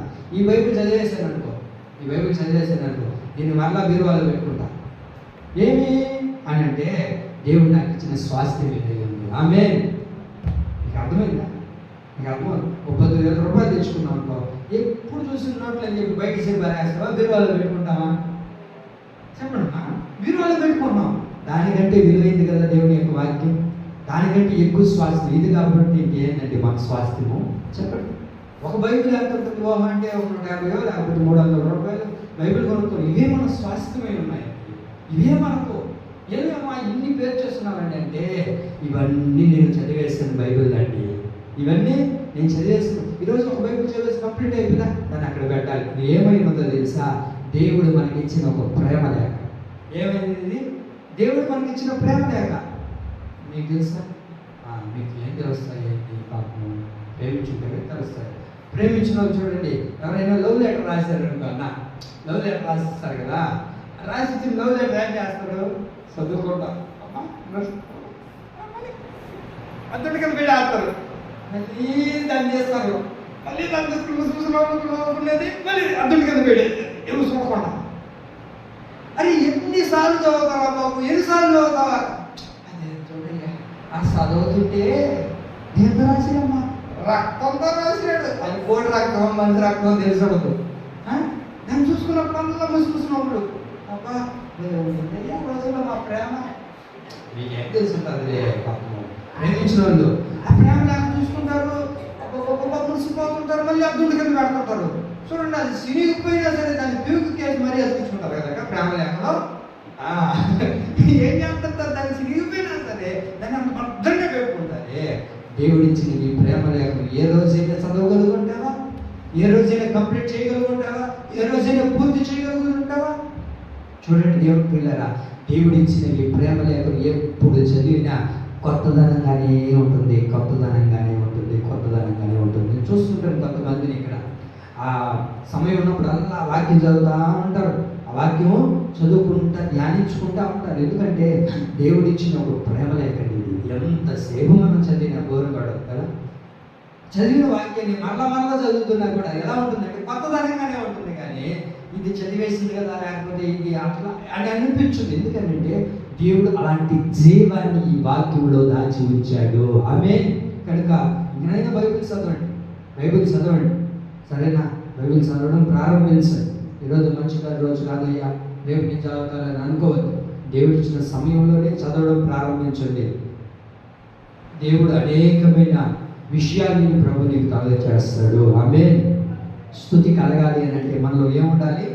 రెండోదిగా స్తుతి కలగాలంటే సంతోషం కలగాలంటే మన జీవితంలో స్తుతి ఉండాలి. ఏ స్తుతి ఎవరైతే ఉంటుందో వాళ్ళు ఏం చేయబడతారయ్యా అంటే సంతోషంగా బ్రతుకుతారు. ఆమె ఏం చేయబడతారు? సంతోషంగా జీవిస్తారు. చెప్పండి. మొట్టమొదటిగా సంతోషం కావాలంటే విధేయత ఉండాలి. విధేయత ద్వారా సంతోషం కలుగుతుంది. స్తుతి ద్వారా చెప్పండి, స్తుతి ద్వారా ఏం కలుగుతుంది? సంతోషం కలుగుతుంది. మరొక మాట చెప్తా చూడండి.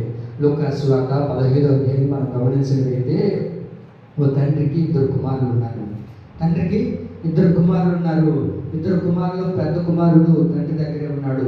చిన్న కుమారుడు తండ్రిని కాదని తండ్రిని విడిచిపెట్టి తండ్రితో సంబంధం లేదనుకొని ఆస్తికి తనకు రావాల్సిన ఆస్తిని తీసుకొని వెళ్ళిపోయాడు కదా. వెళ్ళిపోయిన వాడు వెళ్ళిపోయినట్లుగా ఉండకుండా తన తప్పును తెలుసుకొని మరలా తండ్రి దగ్గరకు వచ్చినప్పుడు తండ్రి ఒక చక్కటి మాట మాట్లాడతాడండి. ఆ వాక్యం చేయండి. నేను కాదమ్మా అవునండి. ఆ వాక్యం చేయాలి. తీసారా? చదువు 24 వాక్యం చదువు. లూకా సువార్త 15:24. చనిపోయి మరలా బ్రతికాడు, తప్పిపోయి దొరికాను. ఆమె తండ్రి అంటాడు కుమారుడిని చూసి, కుమారుడు నా యొద్ద నుంచి వెళ్ళిపోయాడు, చనిపోయాడు, మరలా చనిపోయిన వాడు బ్రతికినట్లుగా తను వెళ్ళిపోయాడు, మరలా నాకు దొరికాడు కనుక తన జీవితంలో ఏం కలిగింది అంటే సంతోషం కలిగింది. సంతోషం కలిగింది అంటే చనిపోయిన వ్యక్తి ఏమయ్యాడు, ఇప్పుడు బ్రతికినట్లుగా మార్చబడ్డాడు. అంటే జీవములోనికి వచ్చాడు. జీవములోనికి, జీవం ద్వారా ఏ వ్యక్తి అయితే ఉంటాడో ఆ వ్యక్తికి సంతోషం కలుగుతుంది. జీవము ఎవరిలోనికి అయితే వస్తుందో ఆ వ్యక్తికి ఏం కలుగుతుంది? సంతోషం కలుగుతుంది. ఇంకా చనిపోయే అనుభవంలోనికి మనం ఉండకూడదు. బ్రతికినంత కాలం సచ్చిన అనుభవంలో మనం బ్రతకూడదు. సచ్చిన అనుభవంలో నుంచి బయటికి రావాలి. సచ్చిన అనుభవంలో నుంచి బయటికి వచ్చి జీవాన్ని పొందుకోవాలి. పేరుకు మాత్రం పైకి బ్రతుకున్నాం, కానీ లోపల స్థితిగతులు, మన ఆత్మీయ జీవితం, మన హృదయము చచ్చిన స్థితిలో ఉందా లేదా బ్రతికిన స్థితిలో ఉందా? ఒకసారి ఆలోచించండి. పైకి మాత్రం పేరుకి ఏం చేయబడుతున్నాం? బ్రతికినట్లుగానే కనబడుతున్నామే, కానీ మన జీవితం మనం ఏమైపోయినామయ్యా అంటే మృతమైపోయి ఉన్నామని ప్రకటన గ్రంథం 3:1 రాయబడింది. పేరుకు మాత్రమే మనం జీవిస్తున్నామనంట, కానీ మనం ఎలా ఉన్నామయ్యా అంటే చచ్చిన స్థితిలో ఉన్నామంట. ఎలా ఉన్నామంట? చచ్చిన స్థితిలోనే ఉన్నామంట. కనుక మనలోనికి ఏమి రావాలయ్యా అంటే జీవము రావాలి. మనలోనికి జీవము రావాలి. ఎప్పుడైతే ఈ జీవము రాగలుగుతుందో, ఎప్పుడైతే దేవుని ద్వారా బ్రతకగలుగుతామో అప్పుడు దేవుడు మనకు సంతోషాన్ని కలగజేస్తాడు. ఒక వ్యక్తికి సంతోషం కలగాలంటే అది విధేయత ద్వారా సంతోషం కలుగుతుంది. ఒక వ్యక్తికి సంతోషం కలగాలంటే దేవుని స్తుతించడం ద్వారా సంతోషం కలుగుతుంది.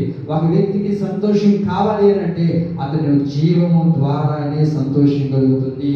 జీవం ఎవరిలో ఉంటుందయ్యా అంటే యేసు క్రీస్తు ప్రభుల ద్వారానే జీవము కలుగుతుంది. జీవం అనబడుతున్న నీతి రాజ్యానికి వారసులుగా మనం పిలువబడ్డాం కనుక ఆ జీవంలోనికి ప్రవేశించినప్పుడు అక్కడ యుగ యుగాలు దేవుడు మనకు సంతోషాన్ని కలగజేస్తాడు. ఆమేన్. కనుక మనం ఏం చేయాలంటే బ్రతికినంత కాలం దేవుని స్తుతిస్తూ జీవంలో నడిపించబడుతూ జీవము అనబడుతున్న దేవుని రాజ్యం వరకు ఎదురు చూసినప్పుడు దేవుడు మనకు సంతోషాన్ని అనుగ్రహిస్తాడు. ఆమేన్. అందుకే వాక్యాన్ని మనం చదువుకున్నాం కదా, నీ ప్రజలు నీ యందు సంతోషపడినట్లు నీవు మరలా మమ్మల్ని బ్రతికించు. మన జీవితంలో సంతోషం కలగాలంటే దేవుడి రాత్రి మనతో మాట్లాడుతూ, ప్రభు సూటిగా తేటగా మనతో మాట్లాడుతూ ఉన్నారు. సంతోషం ఒక మనిషికి కావాలంటే విధేయత, స్తుతించడం, జీవము ఎవరిదైతే ఉంటుందో ఆ వ్యక్తి నిశ్చయముగా సంతోషంతో నడిపించబడతాడు. మనం ఎవరు భజన చేయాలి? బ్రతికినంత కాలం యేసయ్య భజన చేయాలి. యేసయ్యను స్తుతించేవారిగానే ఉండాలి. యేసయ్యను ఘనపరిచేవారిగానే, యేసయ్యను మహిమపరిచేవారిగానే ఉన్నప్పుడే మనకు సంతోషం కలుగుతుంది. దేవుని స్తుతించకుండా మనుషులను స్తుతిస్తూ, మనుషుల్ని ఘనపరుస్తూ, మనుషుల్ని మహిమపరుస్తుంటే సంతోషం పొరపాటున రాదు. బ్రతికినంత కాలం మన సంతోషం కోసం మనం ఏం చేయాలి తెలుసా? దేవుడిని స్తుతించాలి. ఏం చేయాలి? దేవుని స్తుతించాలి. అలా చేయి. మనం దేవుని స్తుతించకుండా దేవుని యొక్క జీవంలో నడిపించబడకుండా ఎవరెవరినో స్తుతిస్తూ ఉంటాం. వస్తున్నాక కొంచెం మనం అయిపోయినా దేవుని స్తుతిస్తేనే మనము సంతోషంగా ఉంటాం. కొంతమంది ఏం చేస్తారు? ఆ ఫోన్ తీసుకొని ఎంతసేపు పక్కన ఉన్న స్తుతిస్తానే ఉంటారు. అబ్బా, నేను చూస్తుంటే నా ప్రాణం ఏం కాదు. నీకు వాళ్ళే స్థుతిస్తుంటారా? అవతల వాళ్ళే. కాబట్టి వాక్యం అంటుంది తద్వారా నీకు సంతోషం కలుగుతుంది అంటే కలగదు. నీకు సంతోషం కలగాలంటే దేవుని ద్వారానే నీకు సంతోషం కలుగుతుంది. ఆమేన్. కాబట్టి ఈ రాత్రి దేవుని ప్రియులారా, ఒకవేళ సంతోషం లేక ఏ కన్నీటితో వచ్చావో నాకు తెలియదు, కానీ ఈ రాత్రి వచ్చిన ప్రార్థన చేసుకుని యేసయ్య పాదాలు పట్టుకొని అన్నమ్మ ఏం చేస్తుందో తెలుసా? దేవుని సన్నిధికి వచ్చి యేసయ్య పాదాల చెంత చేరి కన్నీరు విడిచింది. ఆ కన్నీటి చూసిన దేవుడు స్వయంగా దిగివచ్చి ఆ కన్నీరును తుడిచి తన జీవితాన్ని నాట్యంగా మార్చిన అదే దేవుడు ఈ రాత్రి మన మధ్యలో సంచరిస్తున్నాడు. విశ్వసించిన వారందరూ కూడా దేవుని అడగగలిగితే వారి జీవితాల్లో సంతోషాన్ని నా ప్రభు అనుగ్రహించుగాక. ఆమేన్. కనుక సంతోషం ఎక్కడ దొరుకుతుంది చెప్పండి?